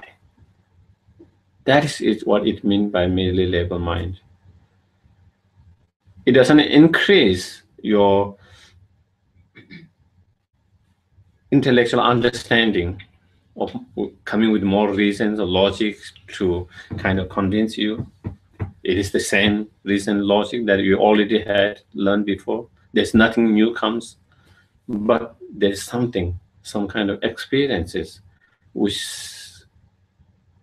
says that it is that what it is.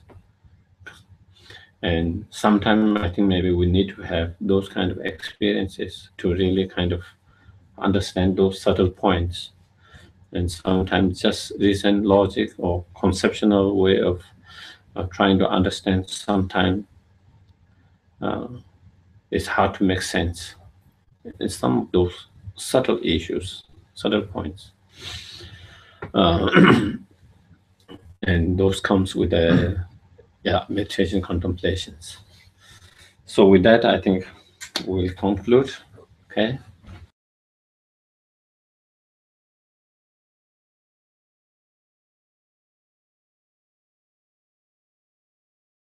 To take a few seconds, moments. So due to all the positive karma virtues that others and we have created, may the message of love, compassion, and peace spread in all the 10 directions and benefit countless sentient beings.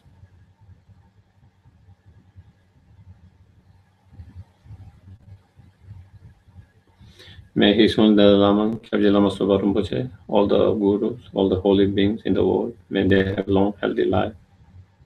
All their projects and wishes be fulfilled.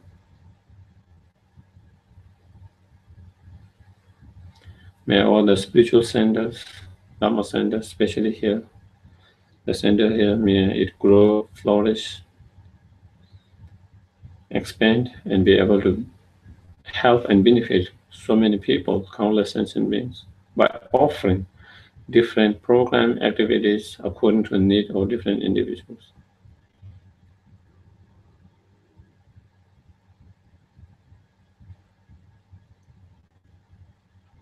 May all past, present, futures, teachers, the center, staff, sponsors, benefactors, members who participate in different programs, and may all sentient beings have long, healthy life, prosperity, successful life, happy and meaningful life.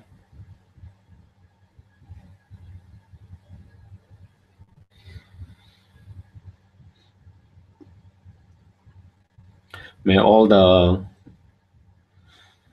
violences, negative energies going around the world as well as the disaster from the elements, whether it's human and man-made or natural. May all those negative energy immediately pacify, as well as their causes.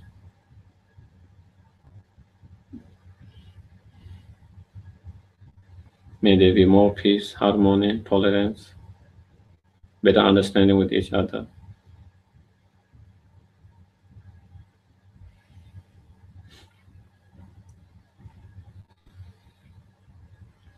Prosperity, success, and happy life, the life of all sentient beings.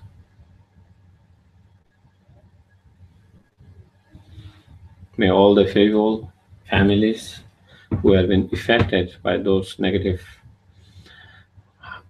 wars, violence, may they all find confidence, hope,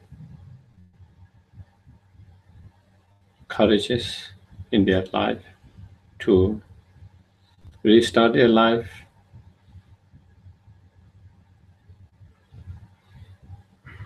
and may all whatever negative feelings, energies that they might have, may they all be pacified and filled with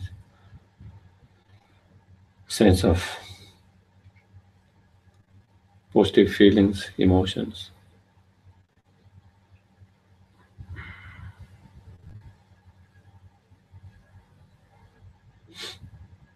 May all the sentient beings who are not feeling well, physically, emotionally, mentally, may they recover from the sickness as quick as possible.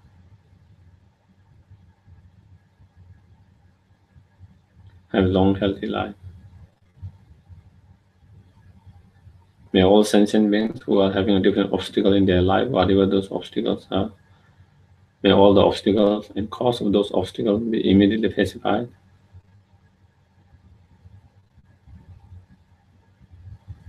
May all their wishes be fulfilled according to the Dharma. May all sentient beings who have died, passed away, wherever they are now, may they be free from all the fears, suffering, cause of suffering. Have a perfect human rebirth with the Dharma and actualize realization that very lifetime. May each and every sentient being be able to actualize the bodhicitta and wisdom, understanding emptiness as quick as possible. Those who have already actualized not diminish but increase more and more.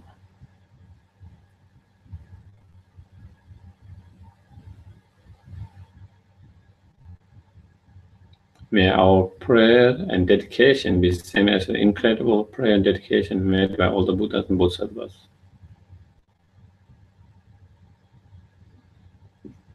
Due to this time of merit which empty from its own side, may I, which empty from its own side, achieve fully enlightened state which empty from its own side, for the benefit and welfare of all sentient beings which empty from its own side.